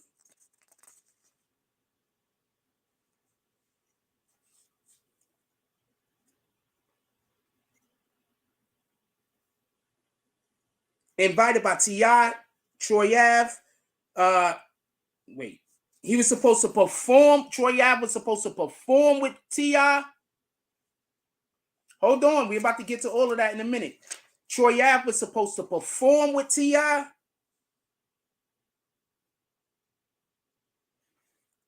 Troy Ave went through the side.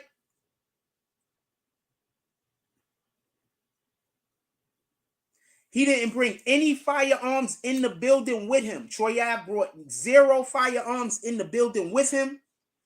They saying Tax allegedly asked Troy Ave what's popping, and then the defense contends that Troy's team did that. So that's what I'm saying. Allegedly, Tax asked Troy Ave what's popping, right? Allegedly. But when he said that, just so we could be clear, he didn't say that. I don't know how to say this.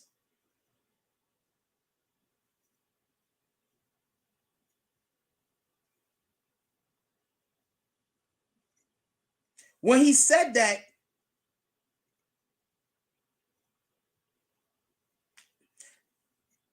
basically they're saying that Troy Ave, when the prosecution, this is the prosecution, the person is trying to put the defense away. She said that Taxstone said it, but she didn't say it with any certainty. And then she said that Benga replied back and said the same thing to him. You know, when nigga be like, yo, what's popping? The other dude saying, yo, what's popping? But they're not saying that they heard Taxstone say this when she said this in the opening statement. What she said is that Benga 100% said this. So somebody heard Benga say it, but they didn't hear Taxstone say it. They don't have any actual evidence or anybody, I believe, they don't have anybody that's going to take the stand and say that Taxstone said this.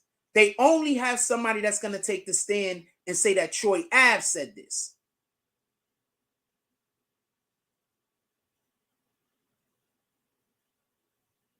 You get it?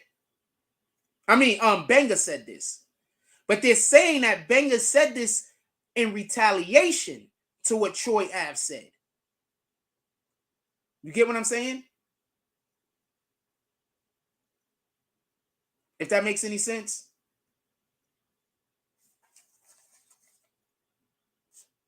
So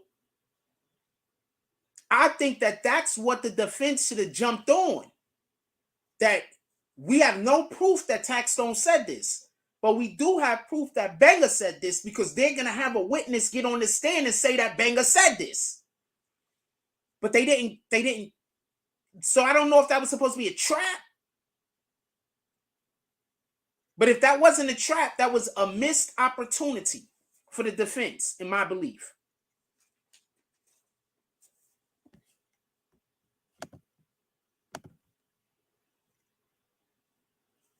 That was a missed opportunity by the defense, in my belief.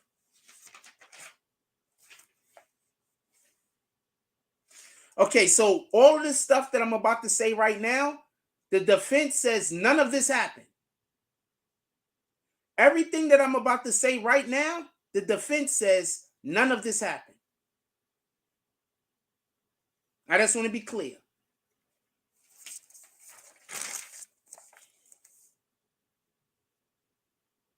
Benga, wait, hold on. The prosecution does say that Benga said that he was going to hit Tax, and then he does. Now, everything else, the defense is saying didn't happen. Tax and then began to struggle, and then the gun went off. The defense is saying that did not happen. But the prosecution is saying Taxstone, after he got slapped or hit, Taxstone and Benga began to struggle. The gun went off. 3 shots, 6 seconds apart. They said that there's cell phone footage. Troy grabs Tax and starts fighting him for the gun. And Benga ran out the room at this point.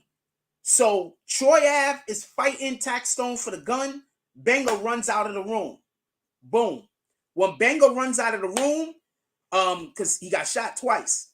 Troy is fighting him for the gun. He's still fighting. He loses the fight. He falls onto the floor. When he falls onto the floor, he's on the ground. Tax allegedly shoots twice, or he just fires into the ground. I don't know how many times. Troy Ave got hit twice while he was on the ground.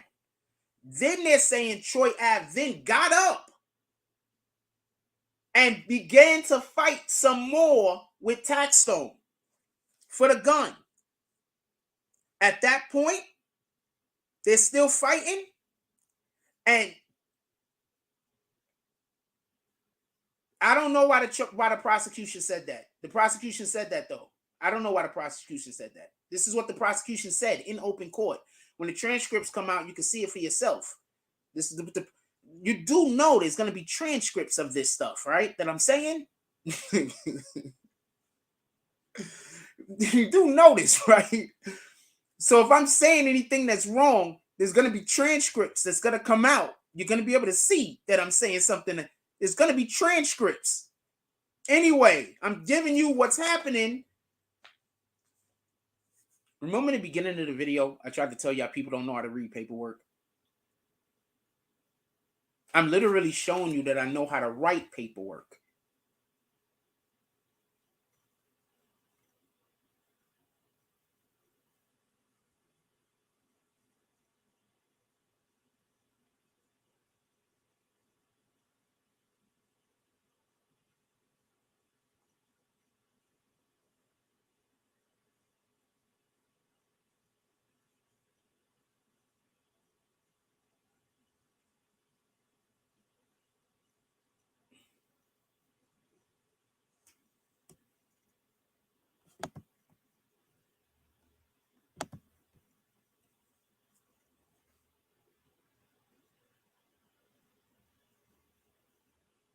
I'm literally showing you that I know how to write paperwork.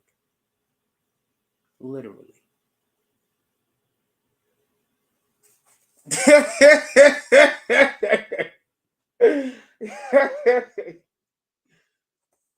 Just so we can be clear.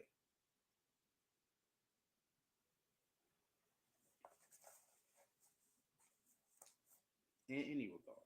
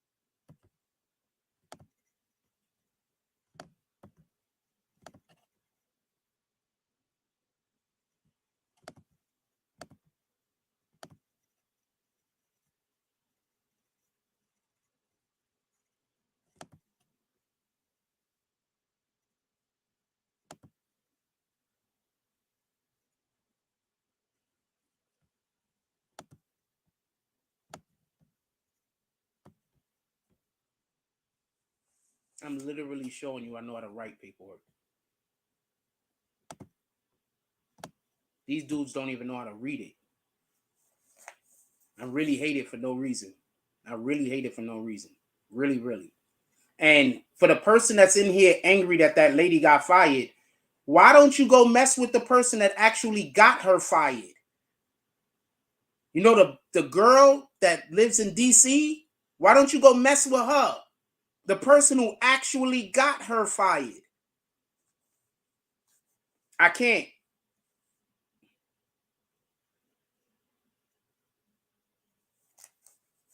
Go mess with that person. The person who actually got her fired. The person who called her company and then bragged about it when they called into the show. Go get that. Go harass that person. Oh, you're not going to harass that person because that person don't got nothing going on for them. So you're going to harass me. Now you see why I ask y'all, please don't go harass nobody that's talking shit about me. Please don't go mess with those people because y'all going to go mess with those people and those people are going to come mess with me. They don't care what y'all do. You understand? That's why I say please don't give nobody no effed up energy that's giving me effed up energy. That's why I say that. Because now I got to deal with these people for how long? That lady got that other girl got that woman fired a couple of years ago. I didn't get that woman fired. I didn't even know where she worked. I didn't even know where she worked. Somebody else got her fired and they busy in here harassing me. For how long? So I'm going to have to deal with this till I die. Anyway. There was 3 shots. They said in 6 seconds, the cell phone footage. Troy grabs Tax, fights for the gun. Banger fled the VIP room. Troy still fighting for the gun. He somehow ends up on the ground.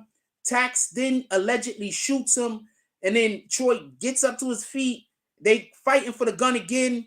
Troy allegedly has him behind the back, like spooning, like type of situation.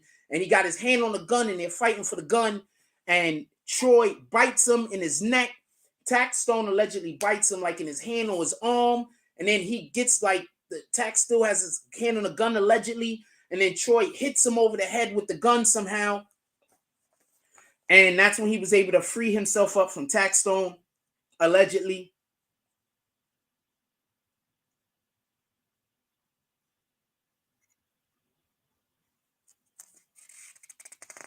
He gets the gun from Tax. Tax then runs. The defense is contending that none of that happened, by the way. They're saying 0 of that happened. Just so we can be clear. They're saying none of that happened. Not any of that. Not even a little bit of that happened.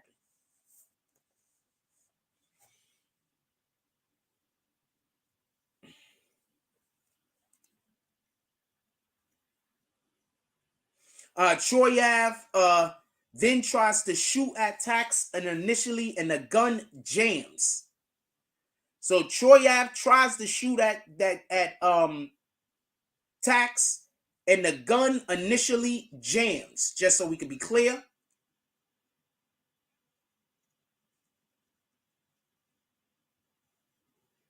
The gun jams.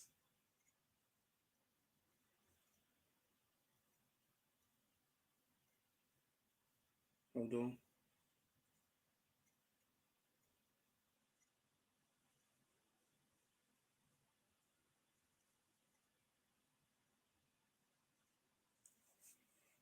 He tries to shoot at Tax. The gun jams. And then he rocks it. And then you see him fire. Just so we can be clear, God might have saved Troy Ave. Because if that gun don't jam and Troy Ave hits Tax and kills Tax, Troy Ave is the only one going to jail.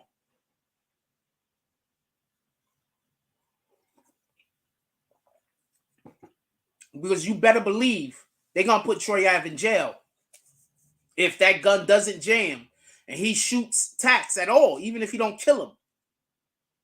You get it? So Most High saved Troy Ave, made that gun jam. The gun jams, he racks, and then he misfires. He misses everyone.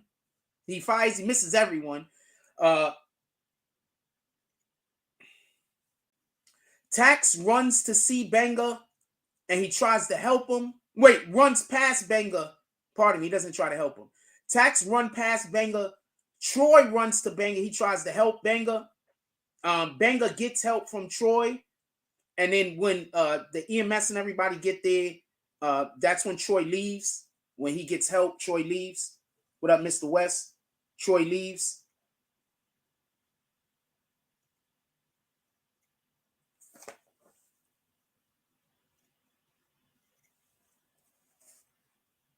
Troy leaves.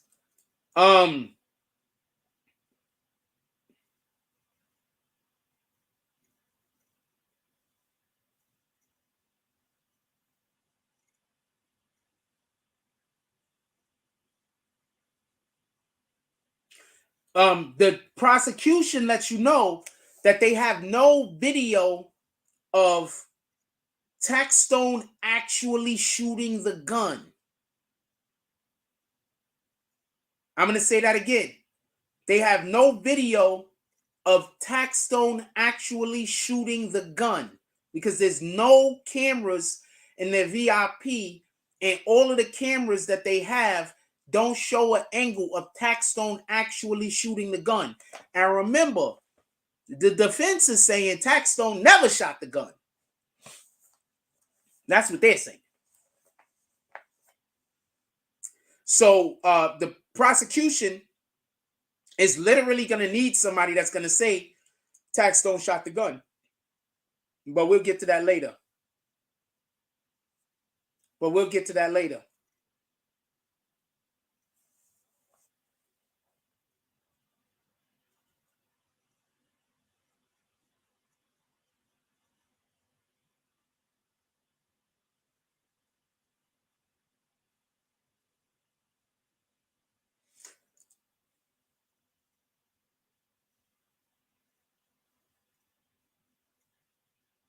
Troy goes to the NYU hospital.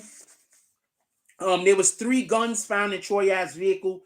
So the police gets Troy Ave's vehicle.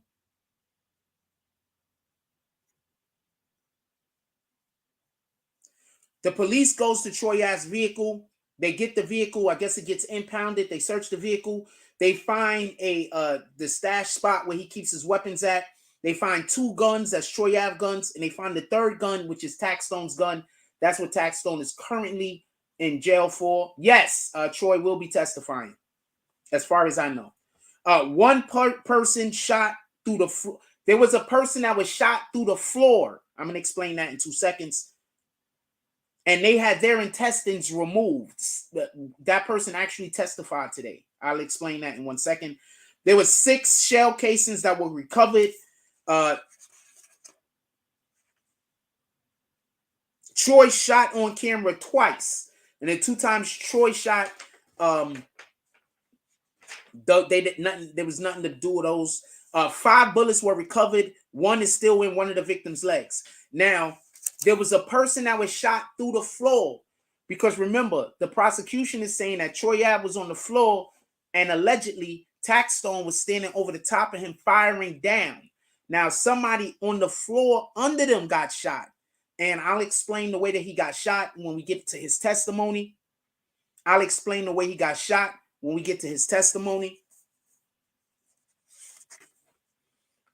person was shot through the floor, had portions of his intestines removed. I believe they said 6 inches of his intestine had to be removed.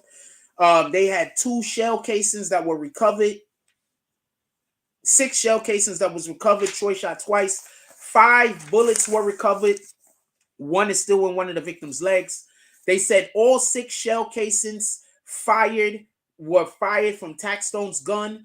So even though they found 3 guns inside of the vehicle, Troy Ave's vehicle, 2 of the guns was Troy Ave's, 1 of the guns was Taxstone's, the Taxstone gun. They say none of Troy Ave guns was fired in because none of them came in the building, allegedly. So they said Troy initially was arrested and incarcerated for 6 weeks. And the whole time that he was incarcerated, he refused to speak to the police and he refused to speak to the DA's office for 6 weeks. He would not talk to the police for 6 weeks. Shout out to Rugi Hauser. February 2017 was the first time he spoke to the DA's office. They say Tax ran by Benga as he was dying, and he went back to Brooklyn. They said that Tax told somebody.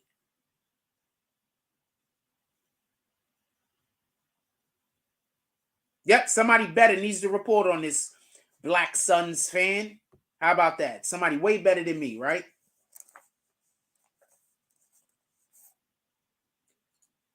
Taxstone actually, just so we can be clear, allegedly told somebody named Malcolm, his last name, I wrote his last name a little bit further, I'll tell you about it. Told some guy named Malcolm that he shot Benga. I believe that they're going to be calling Malcolm to the witness stand. Says that the struggle began and he also shot Troy. So this person is saying that Taxstone told him that he shot Benga and shot Troy Ave. And the prosecutor called him Troy Avenue, by the way. She was like, Troy Avenue. She only said it once, but I was like, oh man. I was like, oh man. Anyway,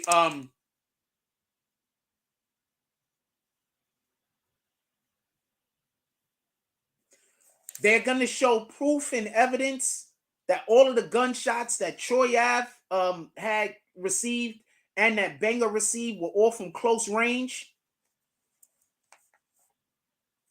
You called him Troy Avenue. I was like,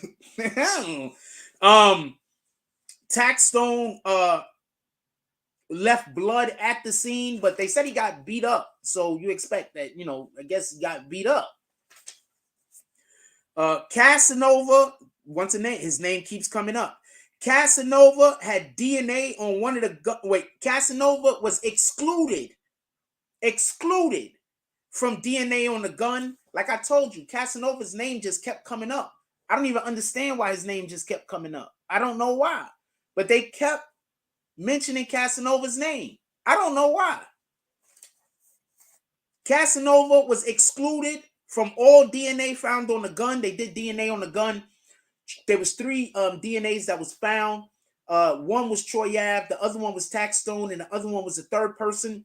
I don't think they ever mentioned who the third person was, but I believe the third person was the person that Troy Ave gave the gun to go, because Troy, after the situation happened, Troy Ave handed the gun off to somebody. Shout out to AK.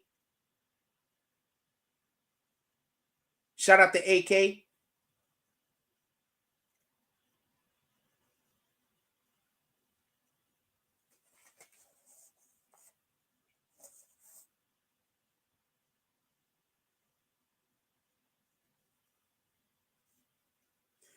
Tax left his own blood at the scene, blah, yada. Malcolm Kinner, I think that's his name. He's cooperating. He could have, okay, so this dude, Malcolm, is a whole drug dealer, just so we can be clear. He's facing life in prison, a 42-year minimum. So Taxstone's side is saying the reason why he's cooperating with the government, he's saying lies. That's what they're saying. Taxstone's side is saying he's saying lies because he's a whole drug dealer, a big drug dealer. He facing life in prison. So he's saying anything he can not to go to prison for life. And they're saying that he's in trouble for fraud, drugs, and gun trafficking. So that's why they're saying he's helping with he's cooperating, because he's trying not. Remember, we kept saying who was the second cooperating witness? It's this guy. It's this guy.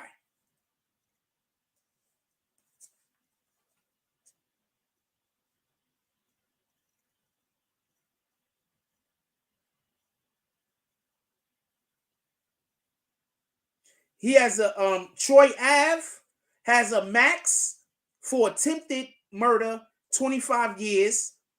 He a max of 15 years for each one of the guns. He has 2 gun possession charges and 1 possession with the intent to harm. So they're saying that Troy Ave is one of the cooperating witnesses, right? And this other dude, Malcolm, he's another cooperating witness. He's facing life, a minimum of 42. Troy Ave is facing 25 years plus 15 years for each gun. So the defense is saying that that's why these guys is talking about I'm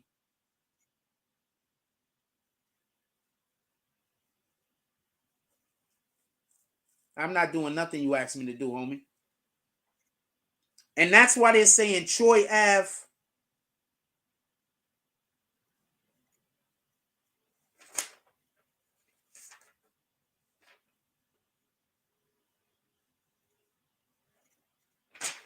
situation is happening. That's happening. We'll see what happens. So now this is the defense's opening statement. Sheesh, that took me that long. This is the defense's I'm not doing that. Period. I don't care. I don't know what that is. I'm not doing it. This is the defense's opening statement. They wanted to remind everybody that the defense's opening statement started at 11:43. They wanted to remind everybody that there's a presumption of innocence, that the prosecution has to prove their case. There's a presumption of innocence. These guys don't have to prove nothing. I keep trying to tell you that. The defense never has to prove nothing. The prosecution has to prove. The defense don't got to prove nothing. I keep telling you that. So there's a presumption of innocence for all for Taxstone. So they're saying, so this is what the defense is saying, that the reason why Troy was beefing with him or whatever the case is because Taxstone was popular. The prosecution is contending that Taxstone actually was harassing Troy. The defense is saying Troy was not popular at the time all of this was happening. And the prosecution is still saying, well, Troy was supposed to perform. He was supposed to be there. Tax gets artists signed. That's why Troy was, angry at him. Troy didn't like that Tax was popular. They keep saying that part. Benga had assaulted, allegedly Benga. The defense is saying that Benga was basically a habitual assaulter. He assaulted rappers, bloggers, and journalists, saying that the prosecution is basically saying that Benga was security, because the defense is saying that they were not security. Just so we can be clear, they're saying that he was not security. That's what he's saying. Like, yo, Benga was not security. He was just a goon. They're saying that he assaulted. They're saying that he assaulted rappers, bloggers, and journalists. They also said that Benga was not licensed security. They saying Benga was just a goon. They saying that this guy is security, but he wasn't security. He was a goon. They saying Benga was licensed security, not licensed security. They said Troy was not a Boy Scout. He came to the venue with guns, unlicensed. He did, but the prosecution is also saying that he didn't bring those guns in the venue. Those guns stayed outside of the venue. The defense is saying Troy came to the venue looking for trouble. The prosecution says Troy was scheduled to perform. The defense is saying when he heard Tax was there alone, they assaulted him. The prosecution is saying Tax came with weapons for a confrontation. The defense is saying that there's TMZ video evidence. The prosecution opening statement was just repeating Troy Ave's statement. So basically, all the prosecution did was come up there and tell y'all what Troy Ave said, and they're saying Troy Ave shouldn't be believed. The gun got into the venue. Taxstone brought the gun in the venue. He just went right past security. Security didn't warn him or nothing. He just, it was a lot of people there, and he just skated past them. They showed the video in court, by the way. I mentioned that a little bit earlier. You might not have been here. They're saying that Troy Ave was not upfront with the cops when all of this initially happened. He was just not upfront with the cops at all. They're saying the only reason the second cooperator got involved was because there was a wiretap. So Casanova had a wiretap on his phone. The second cooperator called Casanova and got caught on a wiretap. Because he got caught on a wiretap, all of this shit is happening where he's involved in this shit.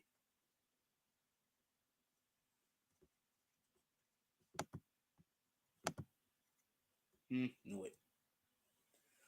He's involved in this shit.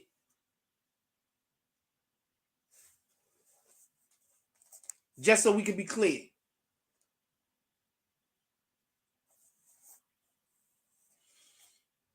The prosecution's opening statement was repeating Troy Ave's statement. I told you that. It isn't he wasn't up front with the cops when he was initially asked. I told you that. Only reason the second cooperator got involved was because he was caught on a wiretap talking to Casanova.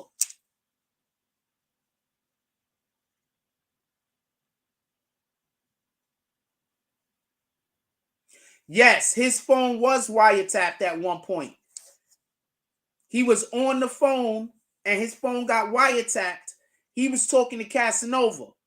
I don't know why they had to say Casanova, but I'm assuming that that's where the wiretap came from, because there's no reason for them to say the only reason the second cooperator got involved was because he was on a wiretap. And then they said he called Casanova. So would it matter who he called if the wiretap was already on his phone? This is Taxstone's lawyer saying this. Why would Taxstone's lawyer be saying this? Taxstone lawyer has no reason to add Casanova if Casanova ain't involved in some way, or if the thing didn't involve Casanova that happened. What involved him was the wiretap. So there's no reason to mention, at least I don't see one. I'm not saying that there isn't any. Maybe both of their phones was tapped as far as I know. But basically they're saying that he called Casanova. There was a phone that was tapped, and that's how the information came through.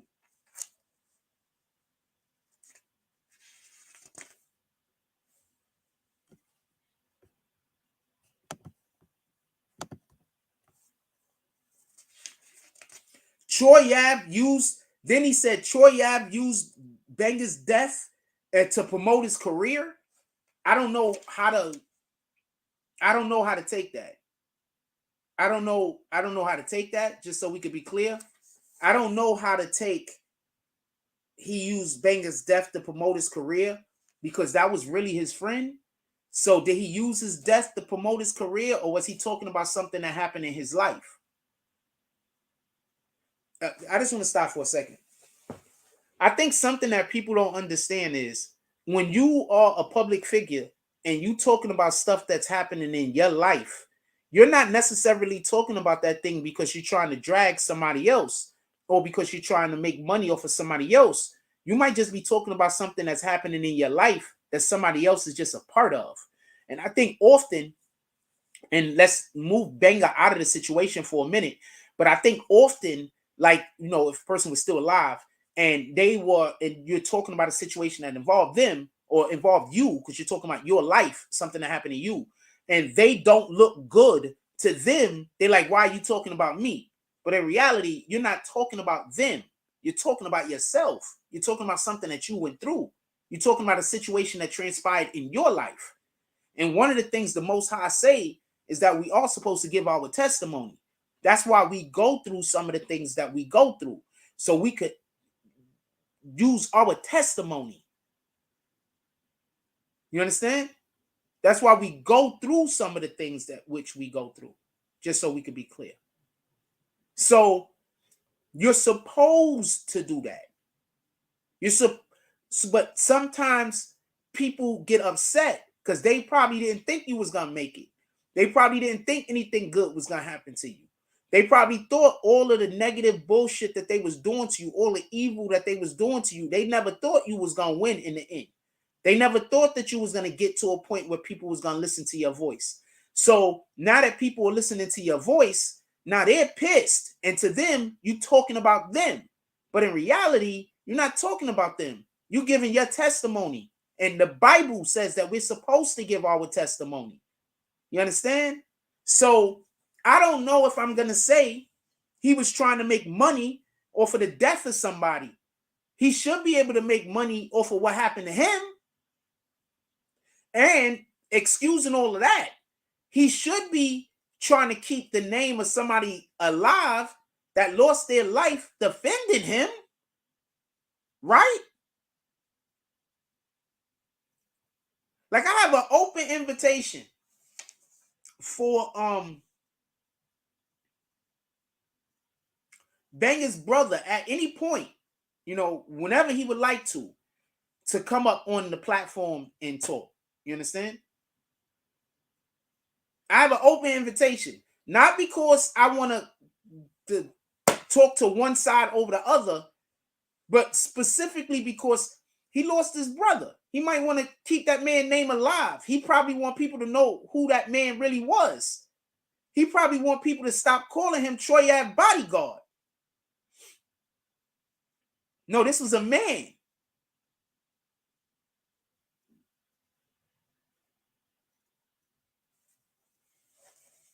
Shout out to Trife Gangster. You got an open invitation. Come up here and who was beefing with Kenneth at one point.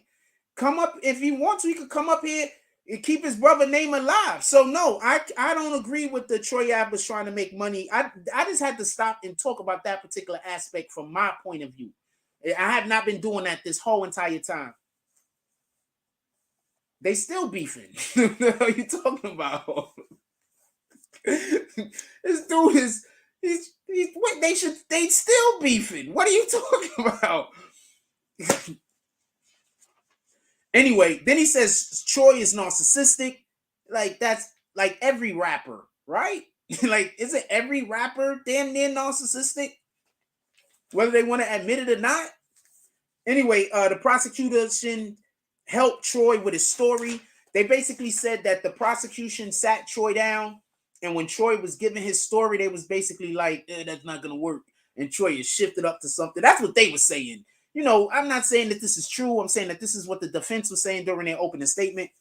They said Troy told his friends they have to take responsibility for his guns, and they said no. They said no. We're not taking responsibility for your guns. And then he said, we're not friends no more. That's funny.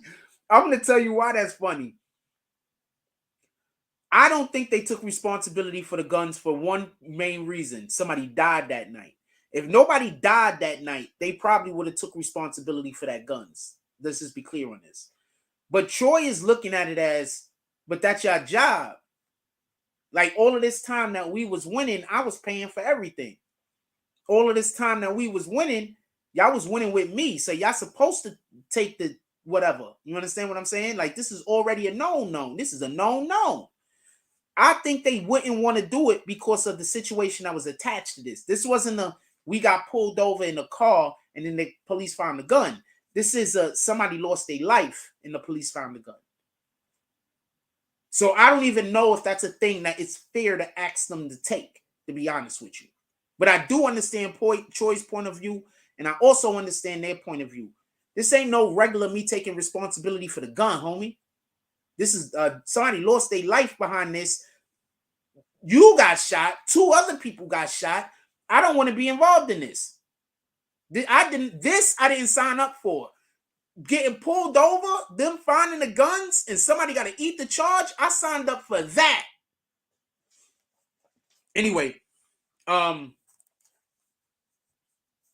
they said once Benga, and this is what the defense is saying, the Taxstone's defense, once Benga and Troy Ave entered the room, they just attacked Troy Ave, just attacked Taxstone.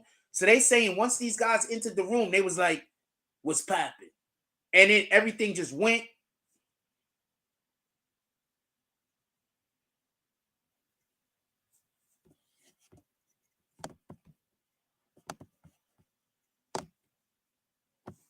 I'm going to say that again.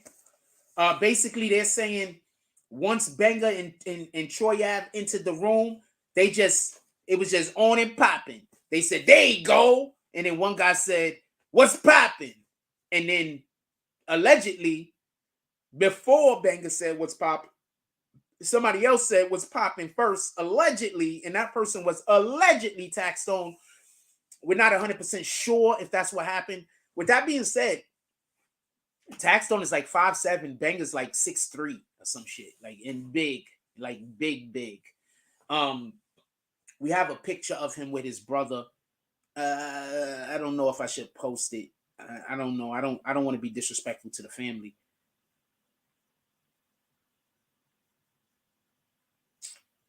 Ooh, chill. I don't know if I know what I'm gonna see. Trife Gangster tomorrow, and then I'm gonna ask him, is it okay if I show the picture? Because I don't want to be disrespectful to the family. That man lost his life. Yeah, young Lito. He was like, I'm not taking those charges. You take those charges. We're gonna go to a commercial break real quick, and we be right back. We're gonna go to a commercial break real quick. We're gonna be right back. I love y'all. Also, if you are enjoying any aspect of the show, pull up to the Cash App.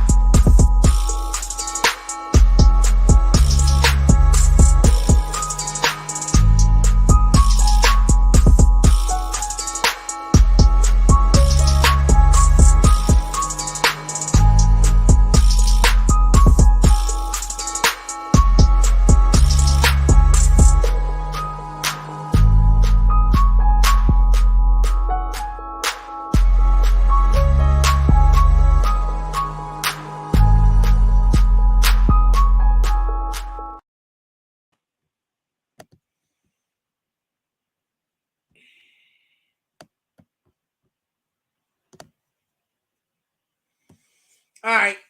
As you can see, a fake BBN page. With that being said, let's get back to the show. Sorry about that. I wanted to get. I've actually stopped drinking so much coffee, so I'll be refilling the shit with hot chocolate. So I got me a little bit more hot chocolate. I needed some warm water. Anyway, so what they're saying is that these dudes walked in the room. You say Young Lito is a snake. He's the one that didn't want to take the charge. Young Lito is also the dude that was hiding out while Troy Ave was fighting for his life.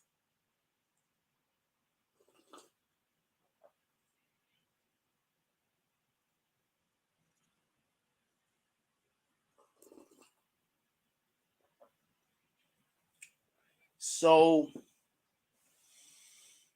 yeah. How do you feel about that? Let me know how y'all feel about that. I'm going to give y'all a second to respond to that. Let me know how y'all feel about young Lito hiding while Troy Ave was fighting for his life. And Benga was losing his life. I didn't say he was supposed to run into no bullet. I just want to know how you feel about it. That's it. I just asked you how you feel about it. Why you mad at me for? I can't ask how you feel about it?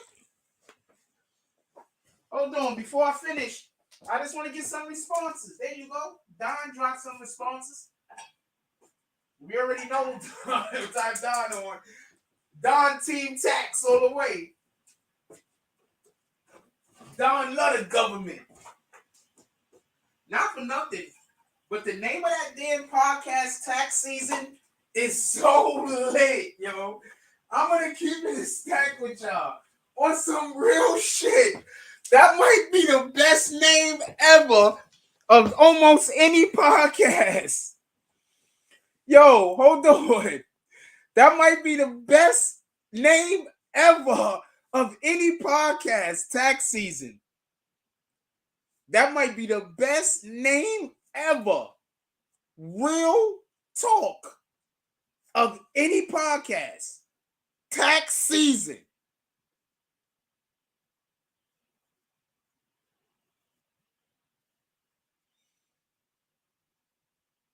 He was the original podcast after Combat Jack. My dude, that's about the best name of any podcaster. Podcast. I love the name The Wokecast. And we might bring that back one day if I ever get some people to do a podcast with. We might bring the Wokecast back. Don't get it confused. That's a dope name too. But Tax Season? Ah!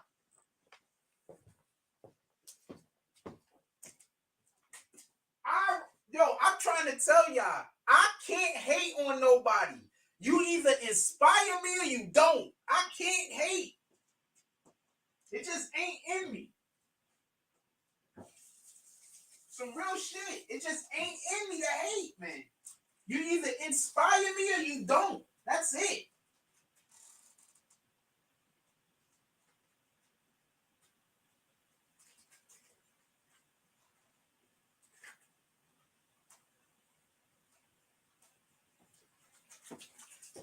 I cannot hate. I just can't hate on nobody, yo.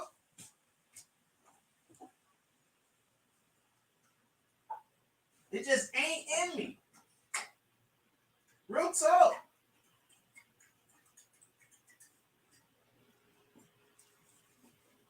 Legitimately, it just ain't in me. I cannot hate on nobody. I'm just built different, man.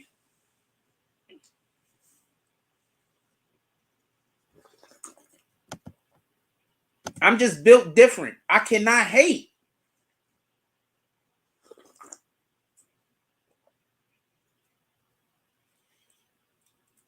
Well, Tax probably did a lot, like, advice wise. Let's get back to the show. I can't hate though, man. That Tax Season, that's one of the dopest names of a podcast. Tax Season? His name is Taxstone. His name of the podcast is Tax Season. That's just dope, man. I don't know what to tell you. And it's like a double entendre. Anyway, I'm not even going to get into it. Anyway, I don't know, because I don't know his intentions behind it. He probably ain't even thinking about it as deep as I'm thinking about it. In any regard, you heard me make the government joke. In any regard,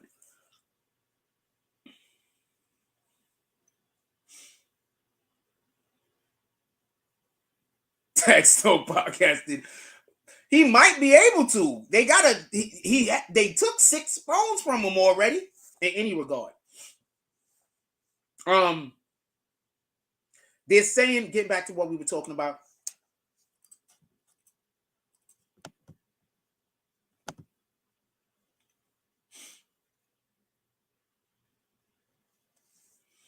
Getting back to what we was talking about in any regard.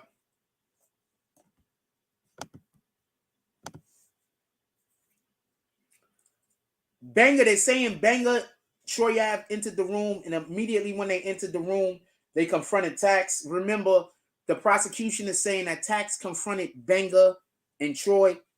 They're saying as soon as this is the prosecution's opening statement, as soon as Banger entered the room, and Troy and Banger entered the room, they confronted Tax. They attacked them. They tried to assault Tax with glass bottles. Allegedly, they were busting glass bottles to come to assault Taxstone. Allegedly, I'm going like this. They got each hands. Allegedly, they was breaking glass bottles, and see, that's the part. Just so we could be clear, I'm not talking about what I believe right now. We're just talking about the case. All right. Me talking about what I believe, I won't be able to do this right now. So I'm just talking about it. You tell me what you believe. How about that? Not me being a dick. I mean, in order for me to remain impartial, I definitely can't tell you what I believe in the middle of something unless it's just something that's so crazy that I'm like, that shit sounds bananas. Other than that, I'm just going to keep giving the commentary and reporting. But at the end of all of the reporting, you can ask me things here and there. But while we're going, I would like to hear what you guys believe. Maybe you say something and then I respond back to your comment. So I would like to hear what you guys believe. Copy? Put it in the chat. Anyway.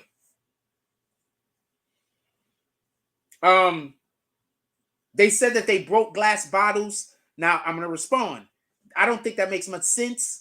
But I'll tell you what the witness said in a minute, because they have him double teamed before he even pulls out a weapon. A guy bigger than him, both of them are bigger than him, and they both pulled and broke glasses to fight him, and they have him outnumbered. So I don't know how well that's going to get over, right? I don't know.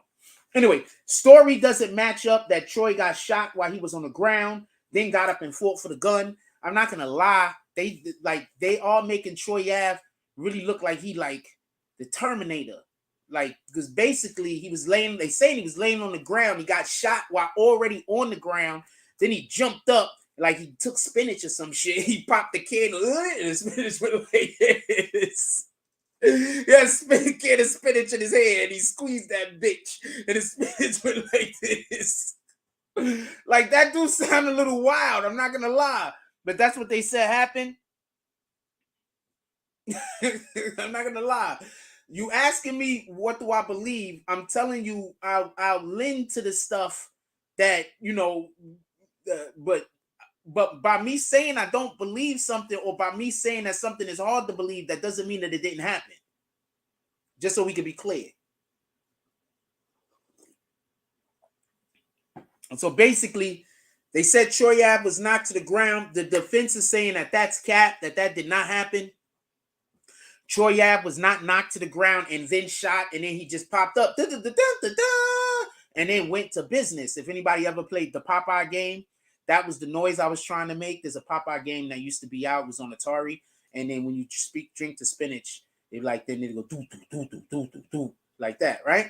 So, Troy Ave, the defense is also saying that Troy Ave is the only one that fired the gun. They saying Troy Ave is the one that will say Tax fired the weapon. They're saying Troy Ave is the only one that's going to say Tax fired the weapon.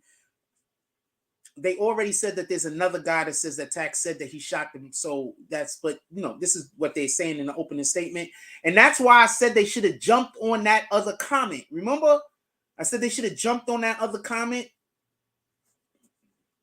Anyway, Tax, they said Troy is the only one that fired the weapon. They said cooperators will say that Tax looked beat up after the event. There is somebody that's going to say that they saw Taxstone after the event and he looked like he was beat up, proving that they attacked him and that he didn't do a thing.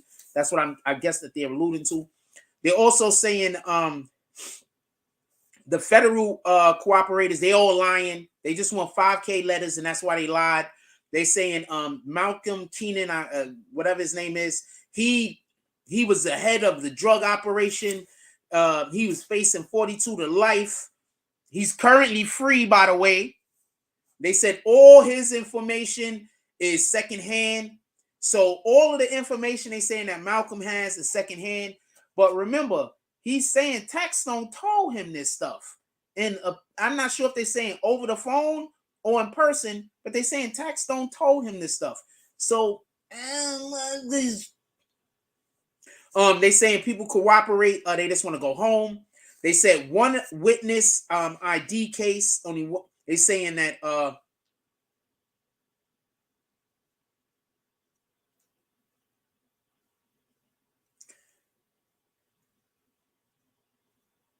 that the witnesses' motives go against the evidence. And then it was about 12, 11, and that ended the closing statements. And after the closing statements ended, we break for a little while. We went to lunch, I believe. The jurors was asked to leave. The jurors we braked for, I think, bathroom break or some shit at 12:11. At 12:28, the jurors came back in the jury room. The trial actually started. Everything that I talked to y'all about was opening statements. Every single thing that we talked about for the first 2.5 hours was opening statements. We did not get to none of the actual trial yet.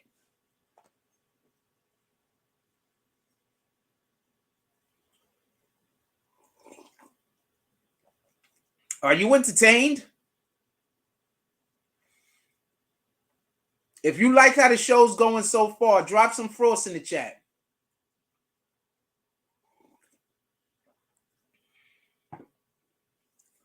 If you like how the show is going so far, drop some frost in the chat.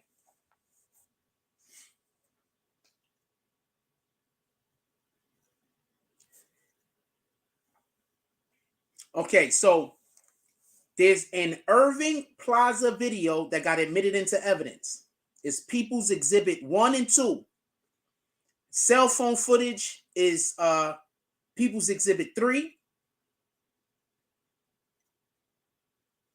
Both parties agreed that this is exhibits that's going to be in. You know what? Don's been doing a lot of commenting, a lot of good comments too. This is People's Exhibit 1 and 2. Is the video footage from the event, from the building, and People's Exhibit 3 is the cell phone footage. Now, the way this works is it's one of the camera stations is going to be People's Exhibit 1. That one camera station has, I think, 9 cameras on it. People's Exhibit 2 is another camera station that's going to have, I think, 7 or 8 cameras on it. And the cell phone footage is People's Exhibit 3. So People's Exhibit 1 goes from People's Exhibit 1A to 1P, and People's Exhibit 2 goes from 2A to 2N, but there's a couple of cameras that didn't work. I believe the camera 6, 7, and 8 didn't work. So I just want to explain that before we go any further. All right, because when I'm explaining this a little bit later, so you get what I'm talking about, just so we can be clear. All right, so they agreed that the videos are true and accurate, that has not been tampered with.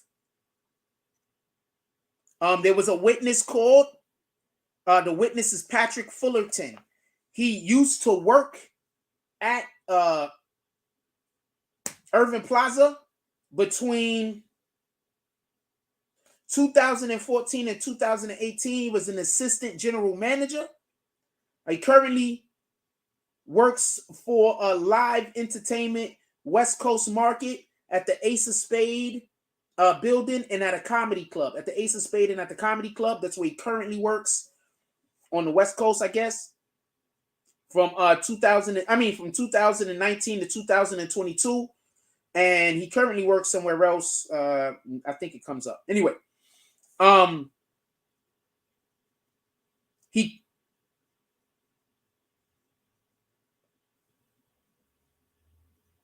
all right. So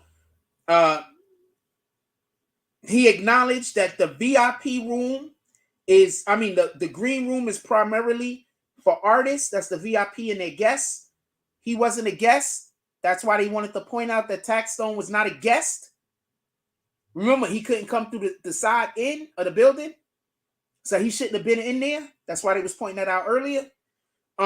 It also says depends on if the guests could go into the green room. So there's a little bit of leeway if you could go into the green room or not, depending on who you are, I'm assuming also. So that's would help the defense, just so we could be clear. They said that there's 2 green rooms. One is upstairs and one is downstairs. I believe they're probably like on top of each other or something like that. Irving Plaza only has one video surveillance. Irving Plaza does have video surveillance, although that video surveillance is not directly in the green room. There's no video surveillance in the green room.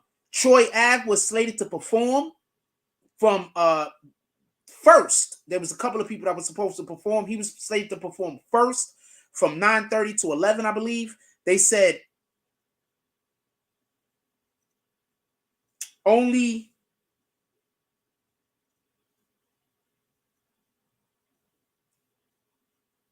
the only way to the side door, through the side doors, if you have access. So you can't come through that side door unless you have access. Remember, they saying that Taxstone did not have access to the side door, so therefore he couldn't come through it. You could be an artist and not be permitted to enter through the side door.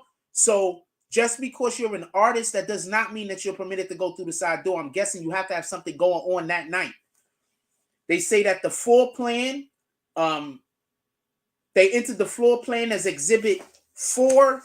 This is the floor plan. I'm going to draw a better floor plan for y'all, but this is basically the floor plan. We're going to get to that a little bit later.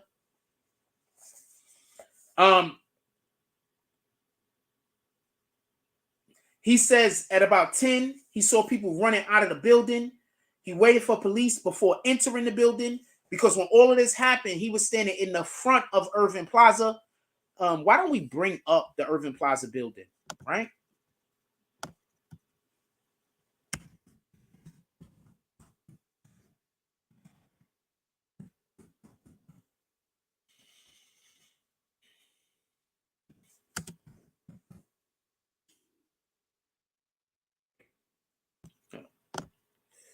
Why don't I get the Irving Plaza building for y'all real quick?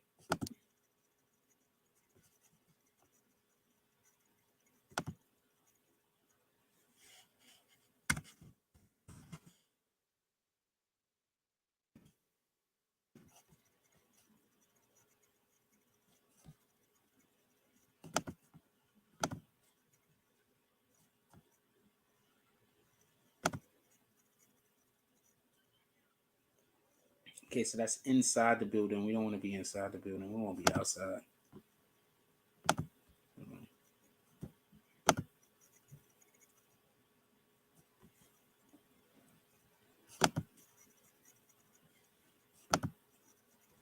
Oh, shit. We got to turn around. Hold on.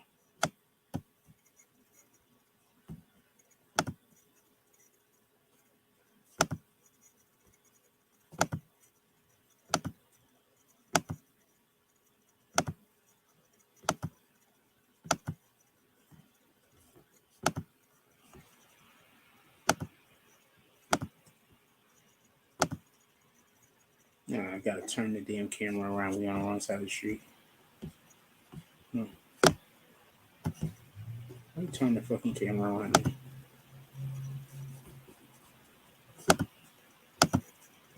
Hold on.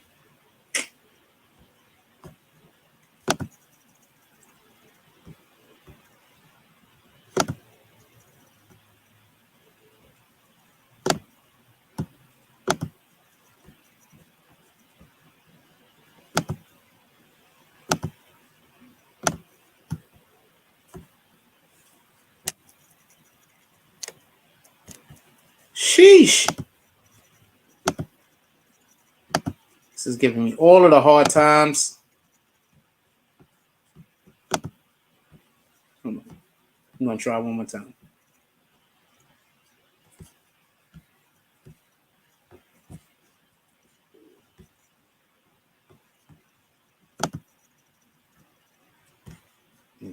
all of this to back up, right?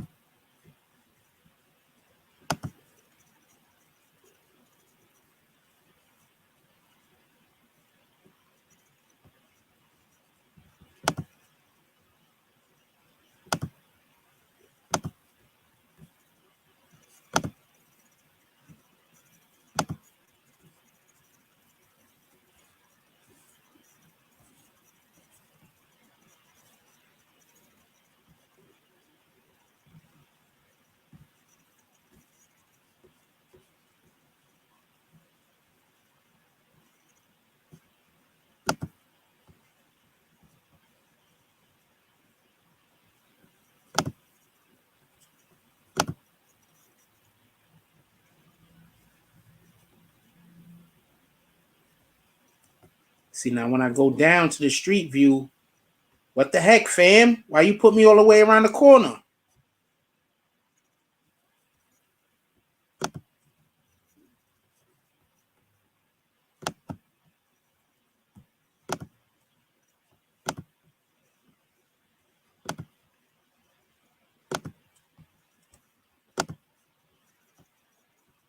See, there you go right there. I'm trying to...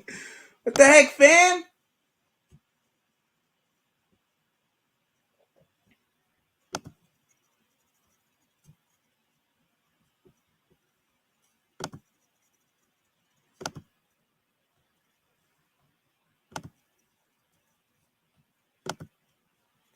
That's crazy. You see what they doing? They won't let me. What the fuck, man?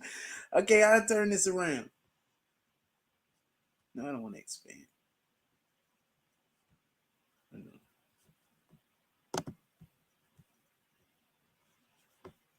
Hold on. We're going to try one more time. We're going to try to get to this. Because I want to show you out the front of the building. All right.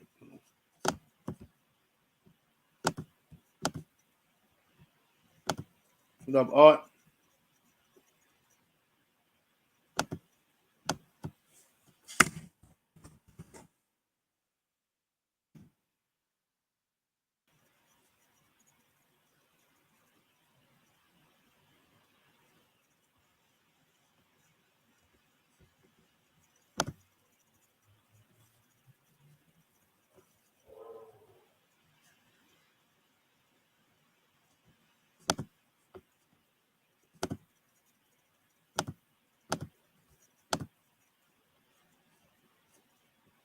This is just what the heck, fam?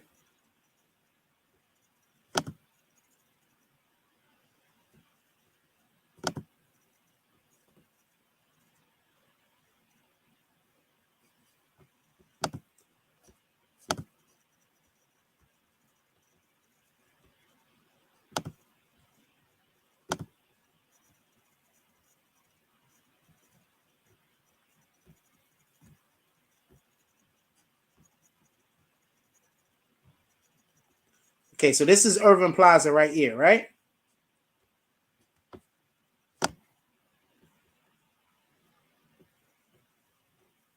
What up, Charlie? This is Irving Plaza right here, right?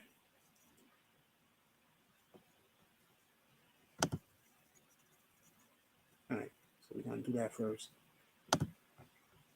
Let's look at the layers real quick. I don't want satellite. I want street view.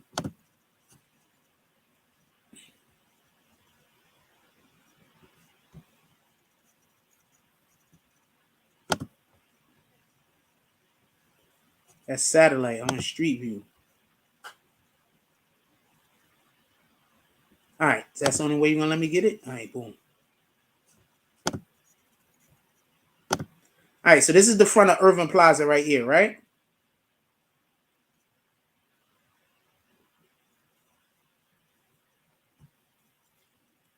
So what he's saying is, dude is saying that he was out here in the front of Irving Plaza when all this shit popped off. That's what he's saying. He was outside. The damn truck is right there. Did they do that on purpose? Like, did they be like, yo, the Google is passing by today. We need you to be parked outside. So dude is saying, the guy that's the manager is saying that he was out here. He waited out here. He did not go inside of Irving Plaza upon whatever the hell happening. He stayed outside until all of the shit was over. So that's the front of Irving Plaza, right?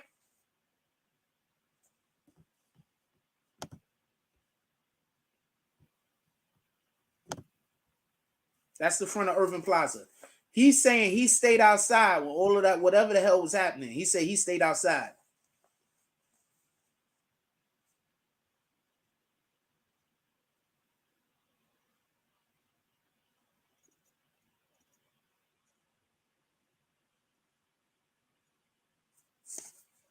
So he's saying he saw people around 10. He saw people running outside the building. He waited for police before he entered the building. He said that there's 2 DVR systems. I just explained that. He said, I'll explain it one more time since that was a second ago, that basically there's 2 DVR systems. There's People's Exhibit 1, that's one VCR system. Then there's People Exhibit 2, that's the second VCR system. The first VCR system has, I think, 1, 2, 3, 4, 5, 6, 7, 8, 9, 10, 11, 12, 13, 14, 15, 16 cameras. The second VCR system, DVR system, is 1, 2, 3, 4, 5, 6, 7, 8, 9, 10, 11, 12, 13, 14 cameras. And so there's that's the 2 DVR systems for Irving Plaza. He says they keep the video recordings up to 30 days and it's continuously recording. Like, it don't just record when people go near it. It's always recording at all times. They said not every area in Irving Plaza has a camera. Now, remember that thing that I just showed y'all? So I'm going to bring this a little bit closer with a mellow.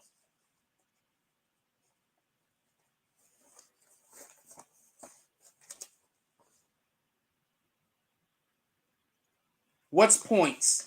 I don't know what you're talking about. I don't understand what you're saying. So, hold on. Let me show you this real quick. So, you see this? These are 2 cameras. This is camera 14 and this is camera 15. Camera 15 is here and it shoots this way. Camera 14 is here and it shoots this way. So, this area right here, where you see the squiggly line, that's not on camera. That's a blind spot. There's no camera that is between those 2 cameras. So that's a whole blind spot that they got over there. They pointed that out for whatever the reason is. I'm not 100% sure why the reason is, but they pointed that out for whatever the reason is. I guess we'll find later. They said not every area in Irving Plaza is covered by cameras. Areas that are not, the green room also is not completely covered. At 1:55, we broke for lunch. We came back at 2:26. They said witnesses took the stand. Wait, okay, everybody came in. That's just for me.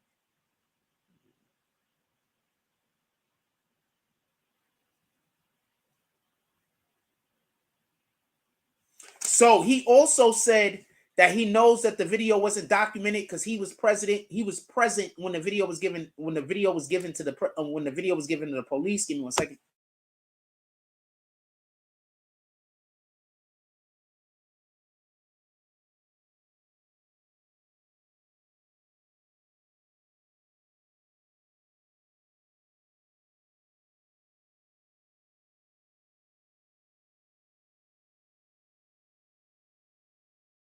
He's saying that he was present when the video was given to the police. So the video that the police have is the real video. It wasn't doctored. They didn't do anything to it. That's what he is saying. I don't know if they was. That's just his testimony. Okay, so they said the DVR 1 was between 12 and 4. Okay. The cameras, I explained the cameras. He verified that the evidence was real. Then, as you can see, I even wrote down what all of the cameras was actually pointing at. So later on, whenever there's testimony, I know how to. I have a thing to come back to and explain to y'all when the more we talk about the actual video evidence. I wrote down what all the evidence, what all the cameras are, what they're supposed to be viewing. dude, there is nobody that's better than this at me. All right? There is nobody, in my opinion, on YouTube right now doing this that's better at this than me, including the other lawyers. The lawyers, because I'm not a lawyer, including the lawyers. They're not better than this. They're not better than me at this.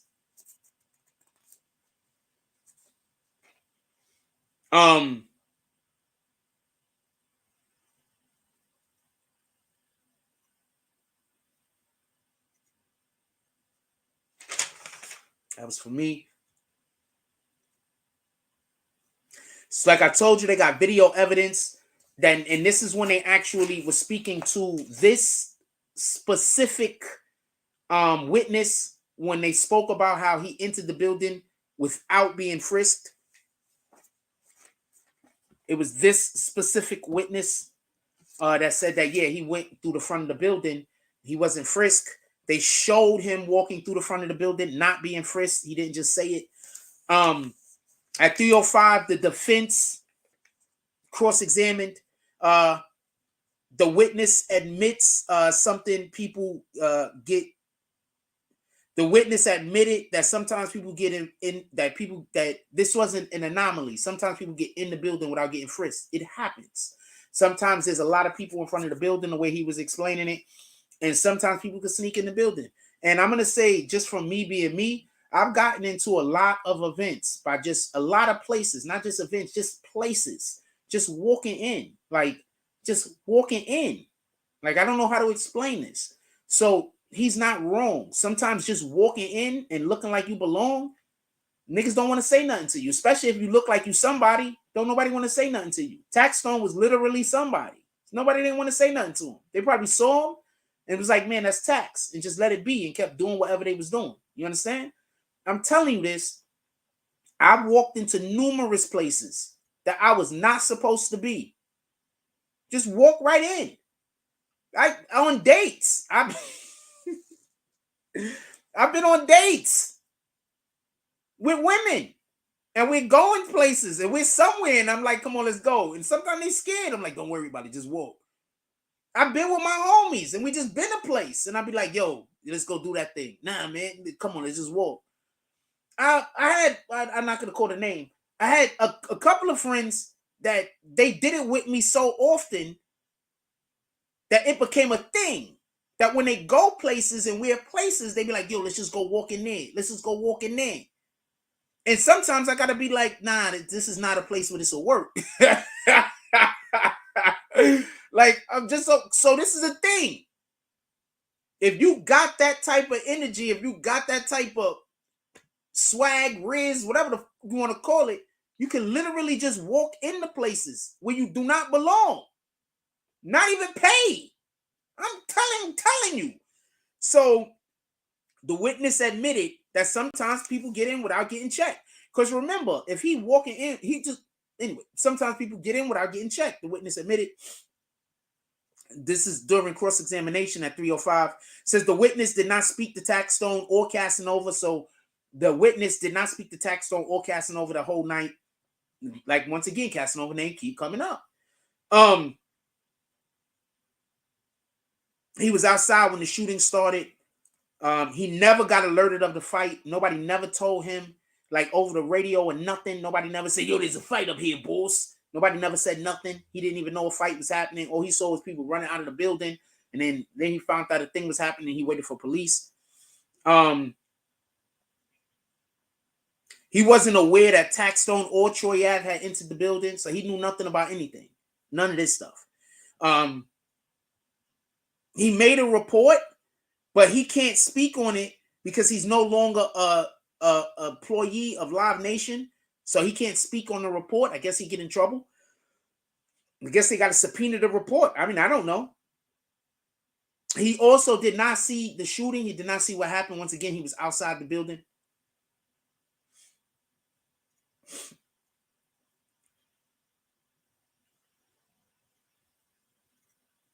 And then the prosecution redirected and said all security checks on the outside of the building. And they said, yes, only the security checks are only on the outside of the building. Then they redirected and asked the defense then redirected after that, then asked who would have the reports done by the security, and then they was told Live Nation. At 3:17, the second witness was called. This is Chris Vinson. Now, real quick, Chris Vinson is the dude that was shot. He was downstairs in a whole nother room, and the bullet came through the ceiling and hit him. Now, the bullet hit him in his upper sternum, and it got lodged in his hip. That's important because that means that the bullet had a downward trajectory because he was just standing, and he was on the floor below them. Once again, the bullet went in his upper sternum and got lodged in his hip, meaning that the bullet came from up and came down. He was in the second green room that was on the floor under them. He was there because he was the dude that was DJing was his homie, so he came in with that guy. Then they put some photos of the green room. They showed them. That's People's Exhibit 242 and 243. They showed the green room. And then they also said that was the green room that was on the second floor that he was in. It was under the third floor. So what he said happened was, so they just heard a ruckus. And people was like running down the stairs or some shit. And he heard some dude say, yo, they fighting. And then when he heard they was fighting, then he was like, yo, so, we got ready. If people was trying to run in there and do some shit, they in the room with the chicks. So you already know how niggas do. All of us do. All of us do. Something start happening and there's women around us because he had his then the girl he was dating, he brought her there. So you know how shit happened. The freaking she probably left him because he got shot and was all fucked up. And if that's what happened, screw her. In any regard. Or it could have just been some chick he was banging or some chick he was trying to impress. If that's the case, then, whatever. You don't got no responsibility to him. In any regard, he said what had happened was they heard that there was a commotion going on and they was like, yo, they fighting. Somebody screamed it out. He don't know who screamed it out. So they was prepared for people to come running down the stairs and they was ready to, like, if people come in here with that mess, you know how dudes is. People come in here with that mess. We popping, no, we ain't letting none of that shit happen in here. We got the women's in here. We gonna protect them. Vaginas. So he said what happened was, he had been drinking, smoking, whatever the case was. And he was like in a daze. He had thought somebody had punched him. Now, I'm going to say something. I've never been shot, but I know quite a few people that have been shot. And when you get shot, you feel pressure. It's not like you don't feel cut. You understand? You feel pressure.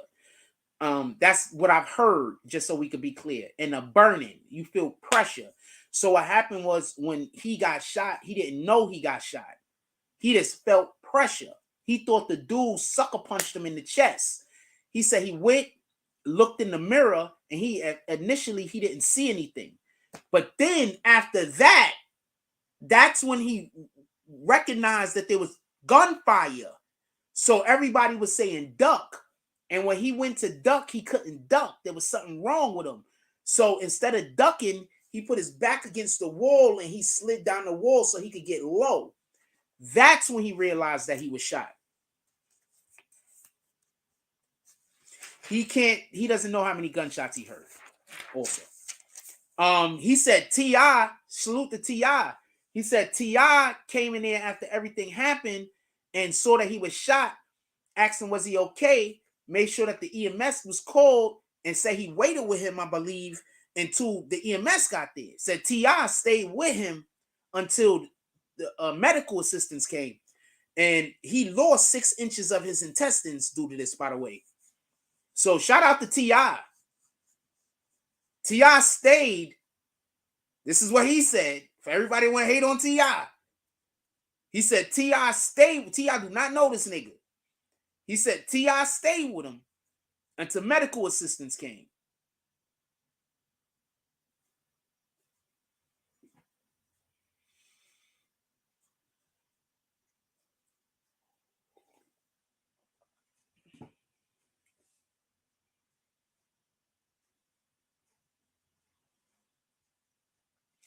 I'm not even well, you could make the T.I. jokes if you want. I'm not making T.I. jokes.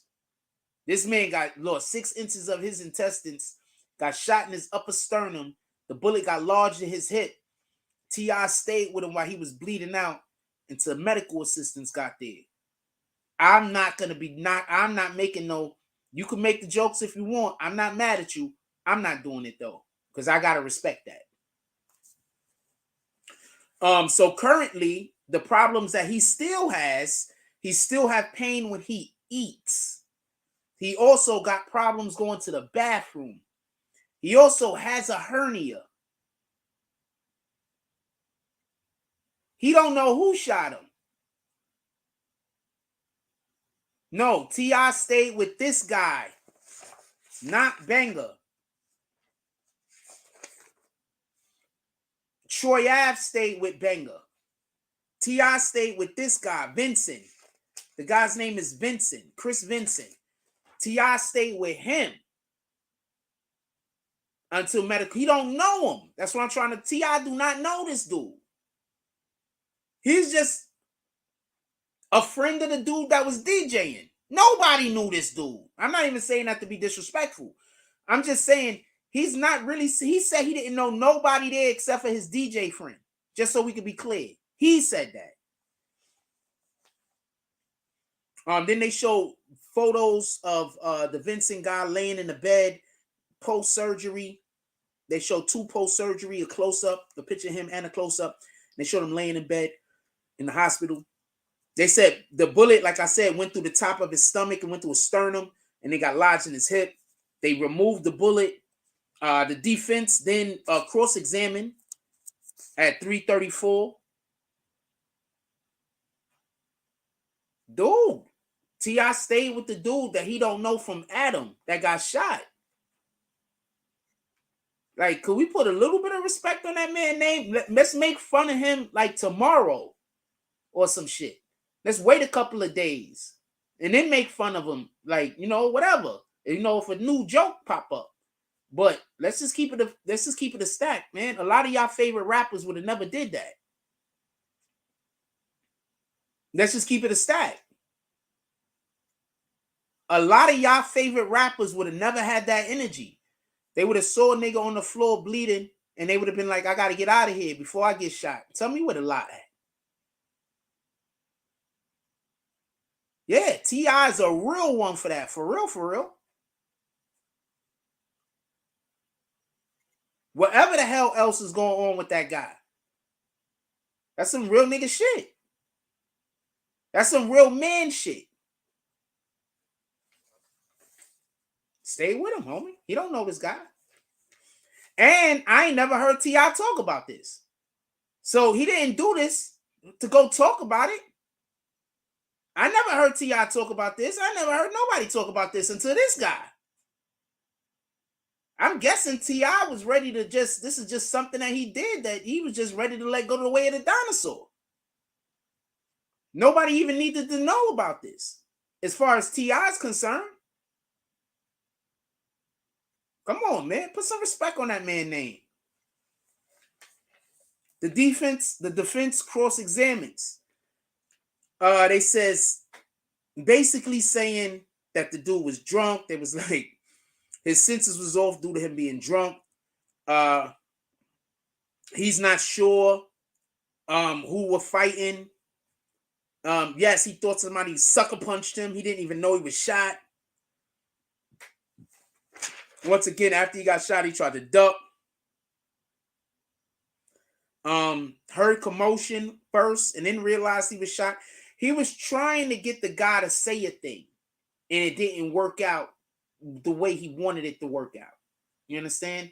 And I don't think it didn't work out the way he wanted it to work out because the guy was being hard to like he wasn't being hard to question. It just didn't work out the way he wanted it to work out because the things that he wanted the guy to say just didn't seem like they were what happened. This was just one of those witnesses that he didn't have anything. I'm going to explain something. Sometimes there's a witness that comes up and you just really don't have nothing to... We'll talk about the banger thing in 1 second. Give me a second, Bruce. Sometimes a witness will come up because the other side called them, and then now it's up for your cross examination. And sometimes you just don't have nothing to say to the guy. Like there's nothing that this witness can say that can help our side. But you want to look busy. Because sometimes it makes the jury think that, you know, your side is losing if you have nothing to ask. You understand? So you want to look busy, especially when you don't have a strong defense or a strong case. In this part, defense. You want to look busy. So that's why I think they asked him questions in general. And one of the things they asked him is, did he hear glass breaking? Because remember, they're saying that these dudes broke glasses and was basically like doing fucking West Side Story and shit with the bottle. I'm not trying to laugh at this, but I'm saying like that's the way they made it sound. Like Banger and Troy Ave like bust some glasses together, like they just both grabbed some glasses and was like, like, you know, understand what I'm saying? Like they grabbed the glasses and was like, and then they started like throwing the glasses like this back and forth to each hand, like that's what like they trying to make it sound. So they asked him, did he hear any glass breaking, and he said he didn't hear any glass breaking. But at the same time, remember, he was drunk, he was a little inebriated, so you know, glass could have been broken. Who knows? Any questions? Any questions? You got any questions? Put it in the chat. We'll stay here for a little while, but I mean, we gotta have stuff going on. If y'all don't have no questions for me, I don't know how much.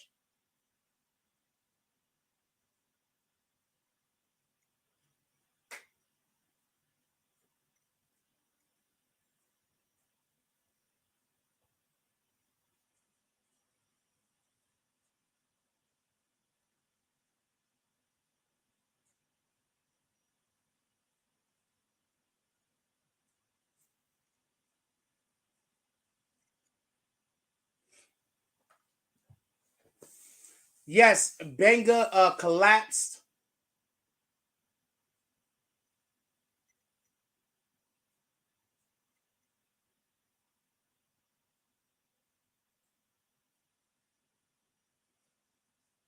Banger ran out and collapsed. Yeah, exactly. He collapsed. He ran to the what? Okay, so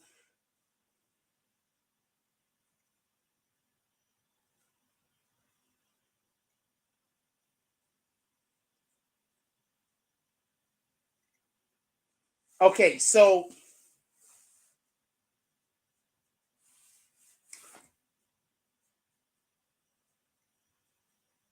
hit the like button on your end. What you mean by that? So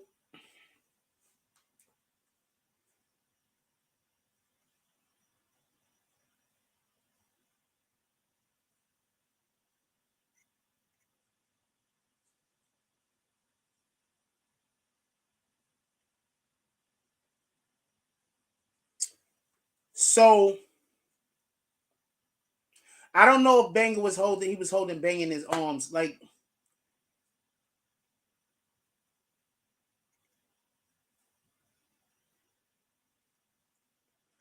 I'm not saying he wasn't holding Banger and Banger was bleeding. I'm only talking about what they said. I don't even know Alejandra. I don't know Alejandra.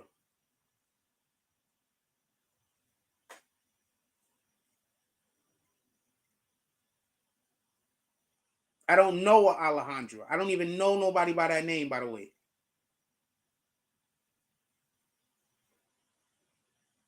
When she's saying she dated me like 40 years, like 30 years ago, I don't know nobody by that name. All right. So also, if you are enjoying any aspect of the show, you can always pull up to the Cash App and show some support. If you are enjoying any aspect of the show, you can always pull up to the Cash App and show some support. Shout out to Hassan Shipman. Shout out to Hassan. What time is it?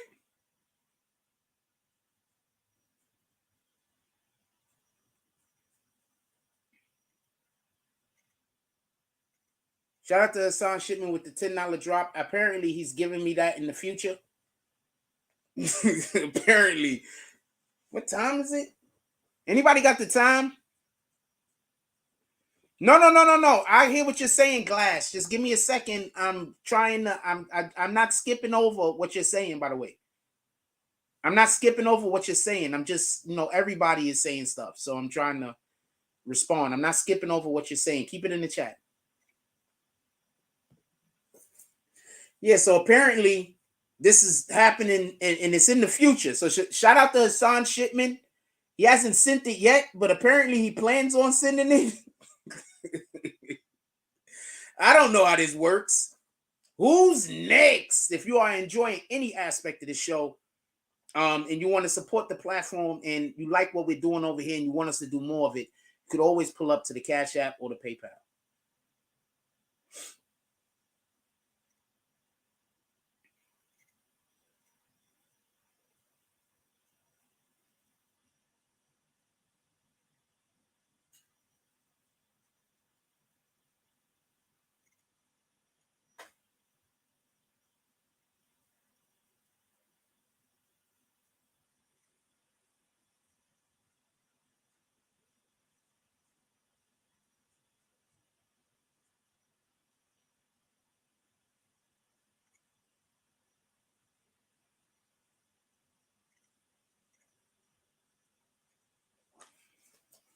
Now, give me 1 minute.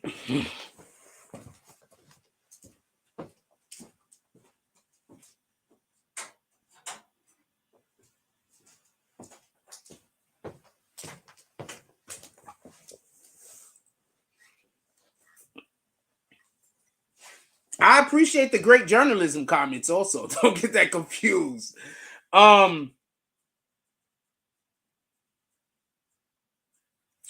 All right, I'm gonna scroll up some. I'm gonna try to answer some of these in real time. I'm gonna scroll up. When I'm answering something, I'm gonna put it in the chat board. All right, so I'm gonna respond back to some of these things that you said. Who shot that guy allegedly is being accused. I'm gonna move off of that. Banger ran out of the green room and collapsed. Yes. What the prosecution is saying is that Banger was shot twice. He was hit twice. He was hit up here area, and he was also hit in I believe they're saying like the stomach or the chest area. In his chest area, allegedly he was hit in the heart, just so we could be clear. So his heart was perforated. He immediately when he got hit, he stumbled and ran out of the green room. He made his way to, I believe they're saying, an area that was around the around one of the bars, and then he collapsed there. And then what you see when Troy Ave is coming out of the room is he's actually going in the direction of Banger, and Banger is probably off camera, and that's what he walks over to when you see him firing the shots. So that's what happened with Banger. So when Troy Ave was wrestling the gun, allegedly, this is what the prosecution is saying. When Troy Ave actually wrestled the gun away from Taxstone, he did it on his own energy. He did not have Banger there to assist him. He just did it himself after being shot in both of his legs. So that's what they're saying. So yes, Banger ran out of the green room and he collapsed. R.I.P. Banger. R.I.P. Ronald McFadder. Glass says we saw the video after the third shot. Tax near the door with no gun. We don't know if that was the third shot, but okay, if we're gonna say it's the third shot. And what I mean by we don't know if that's the third shot is because we don't know when the first shot was. But we did hear some shots, and Taxstone was knocked around where the gun was being fired. That is a thing. But we don't know definitively that those shots that we heard were the first, second, or third, because we don't know when the first shots was. We don't have that information. That's all assumptions at this point. Shout out to Charlie, like hit that like button. Champagne says, hold on, let me put his question up there real quick. Yeah, so we don't know definitively. You understand what I'm saying? Like, that's really all assumptions, just so we can be clear. We don't know definitively when the first or second shot was, or the third shot. We do know that we heard some shots, though. You understand? In all fairness.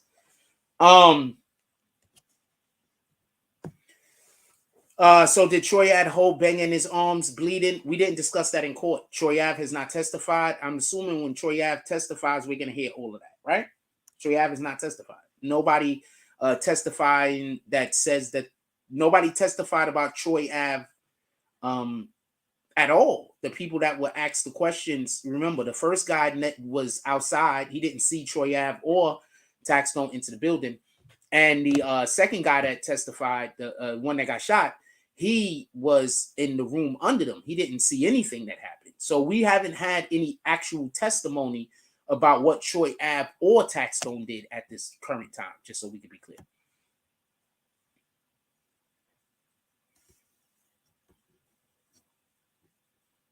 Hey, I'm just going to put this up there because I like the comment. Shout out to this guy.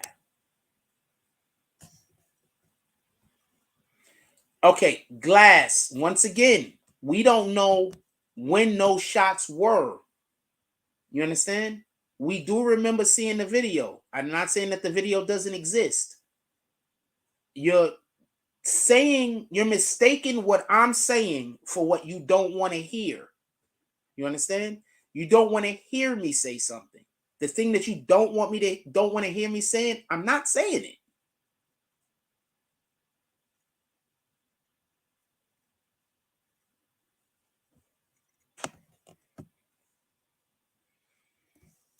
Champagne says, any chance Troy Ave walks free? Basically, I'm under the impression that if he goes up there and gives the testimony that he's supposed to give to the prosecution is going to give him the 5K letter, 5K1 letter, right? And then he's going to be free. No, because, pardon me, we know how that letter works. That letter basically says that he helped the government. And since he helped the government, they're trying to do this or they're trying to do that, right? Yeah, I saw the jury. I was in the courtroom. Why wouldn't I see the jury?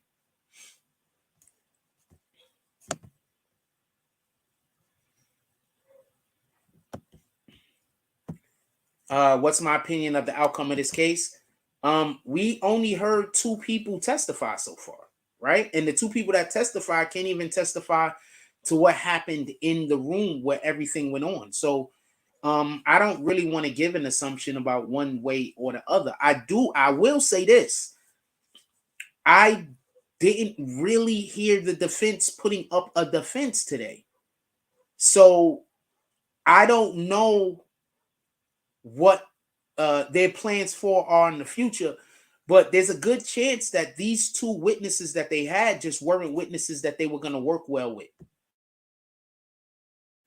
So I didn't really hear the defense put up a real defense today. I'm assuming, just so we could be clear, that they're going to have a better chance of putting up a good defense or showing what their defense is, because their whole thing is that Taxstone fired no gunshots at all. And all of the gunfire that was shot came from other people. 2 witnesses, but they weren't witnesses to the actual event. They were just people that were put onto the witness stand to give testimony. And their testimony was witnessing other things. It wasn't witnessing what actually happened between Taxstone and Troy Ave. That's not what they witnessed. They witnessed other things that happened that night. You understand? Like, just because you're a witness don't mean that you're an eyewitness. They didn't witness any eyewitnesses. They witnessed, I don't know if you want to say circumstantial witnesses, but they witnessed people, the people that was on the witness stand, what they witnessed was events that happened that night. They didn't actually witness any of the shooting. You understand? If that makes sense?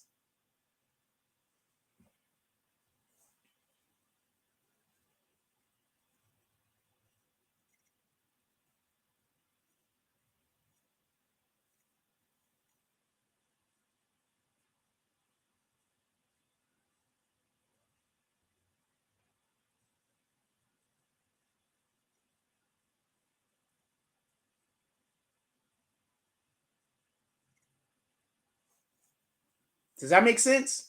So once again, they didn't have, the defense didn't actually have anybody that they were going to be able to really go at, because all of the information that these people were giving,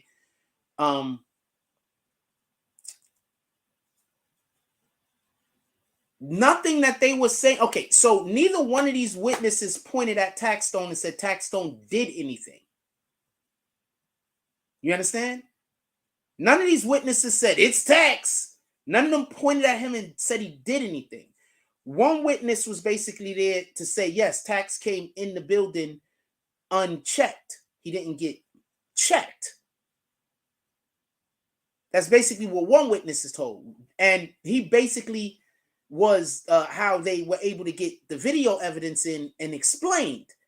He didn't necessarily say Tax did anything illegal. You understand? And then the other guy, he didn't say Taxstone did anything illegal either. He just talked about the effects of what happened to him that night. So, so you really got to understand, like, what these guys are testifying to. These guys didn't testify to say Tax did anything. The most egregious, the most condemning statements was made in the opening statement that locks all of these things together. And that's why I believe when they said, there was a person that said was popping, and then they don't know whether that was Taxstone or not. Like, it was ambiguous whether they was saying that Taxstone said it first. And then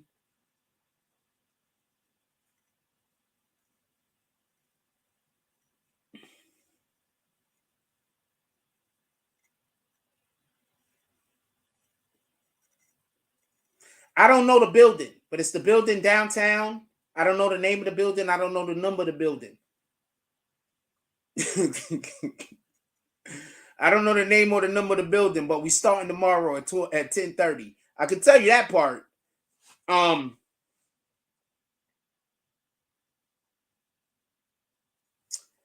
So it was kind of ambiguous. You understand what I'm saying? So I think that they should have jumped on that. You understand? I think little things like that, you got to jump on when you're the defense and you don't really have,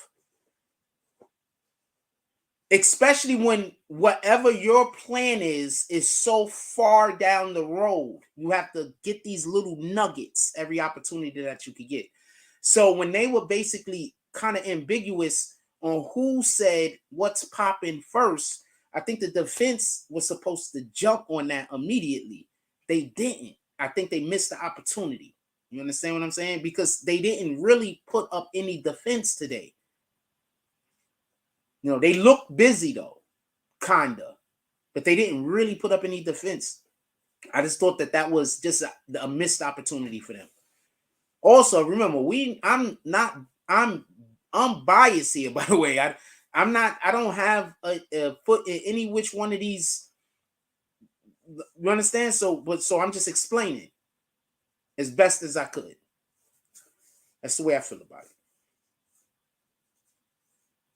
Any other questions? Troy Ave is taking a stand. Troy Ave has to take the stand. Troy Ave doesn't take the stand, he is going to be in trouble. Okay? He has charges that he's facing. Real quick, I'll tell you the charges that Troy Ave is facing.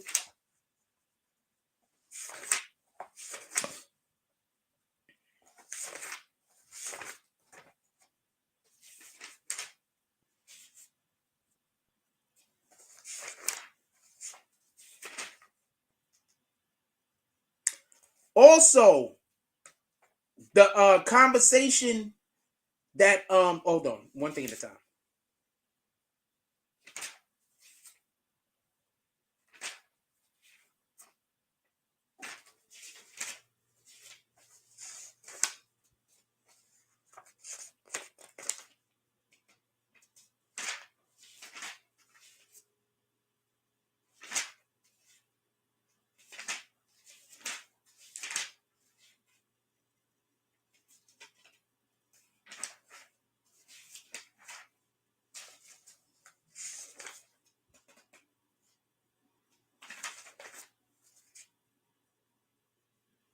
Troy Ave is facing 25 years to life for attempt murder.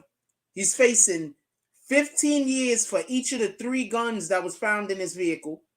Tax's gun that was found in his vehicle, and the 2 guns which are his that were all unlicensed that was found in his vehicle. He's facing 15 years for each which one of those 3, and he's also facing 25 years for the attempt murder charge. So, I mean, for the attempt murder charge. So, yeah, he's facing time if he does not take the stand. And he's not going to beat those charges. They have him on camera firing the gun. He's not going to beat that charge. They found the other 3 guns in his vehicle. He's not going to beat those charges. I know y'all guys love to believe everybody's Kodak Black. Everybody don't got luck like that. You heard about what happened with Kodak today? So apparently Kodak Black never was they said he was on drugs. That shit's all fake. Apparently. What happened is that one of the people that do the damn thing was overzealous and effed up the paperwork.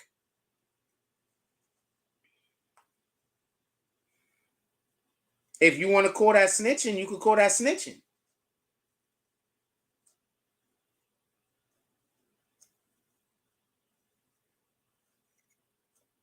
You want to call that snitching, you could call that snitching.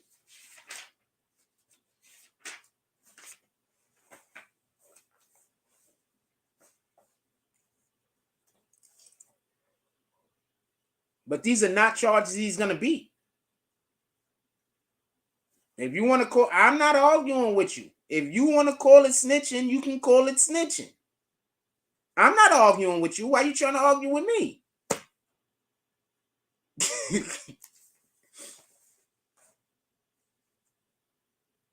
Did I say you can't call it snitching?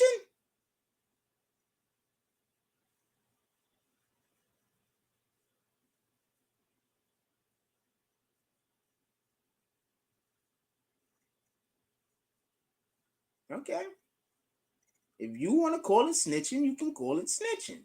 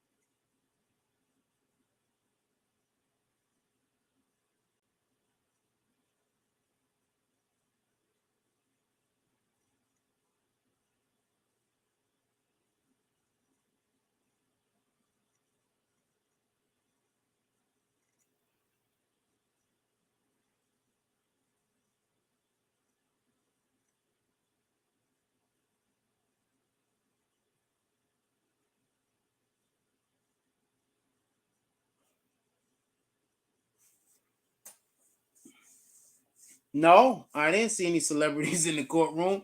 We're actually in the regular size courtroom. It's not super large. It's just regular size.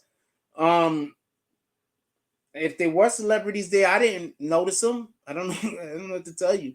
I'm there to do my job. I'm not really there to look and see whoever is doing whatever. I'm just there to do my job, man.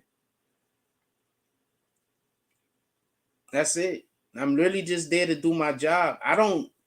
I'm not one of them, no disrespect to nobody, but I'm not one of them dick riding niggas. Like, you understand? Like, that's just not me. So I'm just there to do my job. That's it. I'm just trying to do what I'm supposed to do and get up out of there. That's it. Um, I'm really, with all due respect, I'm not trying to hobnob with nobody. I'm not trying to do none of that. I'm just not. With all due respect.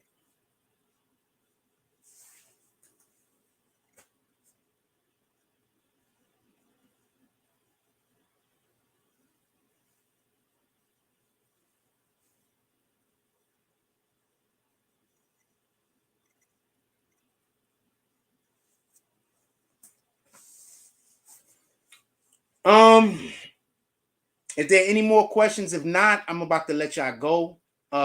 If y'all want me to, if there's no more questions, I'm gonna let y'all go. Anything else y'all want to talk about?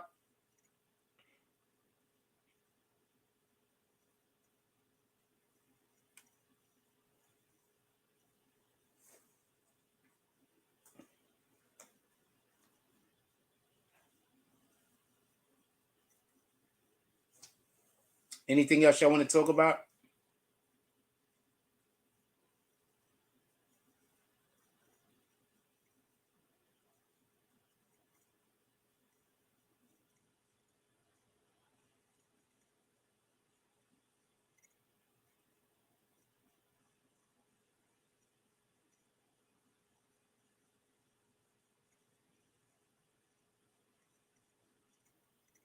I don't know who's in court. Like regular people. I don't know. The Tax's family and Banger's family mostly, and me.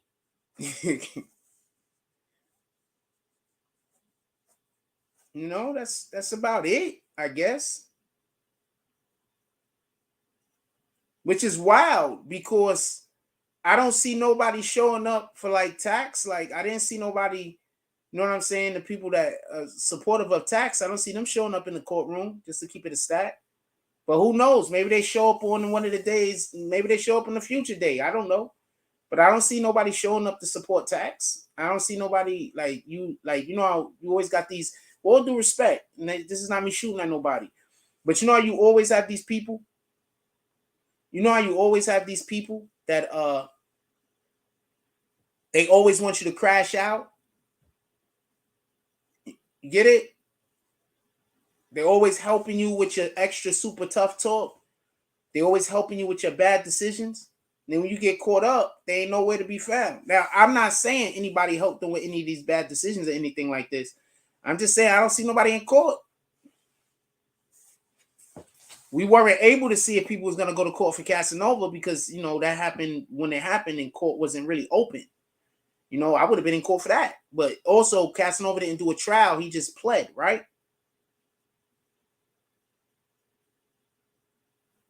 So, we're going to see what happened. Tomorrow, we should be around the same time. I'm not going to be doing the live from in front of the courthouse. I'm going to consistently wait until we get back here. I'm going to explain why. When we was doing the Tekashi case, and I was coming out and I was doing the lives in the middle of the day, that's fine. But when I was coming out and I was doing the lives after the court and then coming home and then also doing another live, that shit was burning me out. I ain't gonna lie to you. So I'm gonna consistently wait after court is over. We're doing the lives when we get back to the crib. We're not doing the lives outside because it's burning me out. Like it's gonna be too much. Like with all due respect. With that being said, I think that's it. We don't have no more questions, right? Shout out to everybody that appreciated the content today and pulled up to the Cash App. Also, you just seen that I was hacked. So if any of y'all got some kind of messages with me allegedly talking crazy to y'all, it wasn't me. I don't know what else to tell you. So I assume that's why some of y'all mad at me. Y'all thought I was disrespecting y'all. Y'all see that my shit is hacked. If anybody was sick talking, it wasn't me. I don't know what to tell y'all. I'm gonna go check to make sure that people ain't blocked that's not supposed to be blocked. But other than that, there's not much I could do. Contact FCC, contact YouTube, and see what they're gonna do about whatever. But other than that, contact YouTube first, and then see what they're gonna do, and then after that, if contact the FCC and see what's happening. Other than that, I don't know what to tell y'all. With that being said, we're gonna get up out of it. But as you can see, just so we could be clear, like I'm really not a bad person, man. There's really people that just want to just do widow shit. You know what I'm saying? I didn't get that girl fired. A whole nother person got that woman fired. Why don't you go stalk them? I did not know where that woman worked at. I'm not trying to find out where nobody work at. Go stalk the person that found out where that woman worked at. Call her job and got her fired.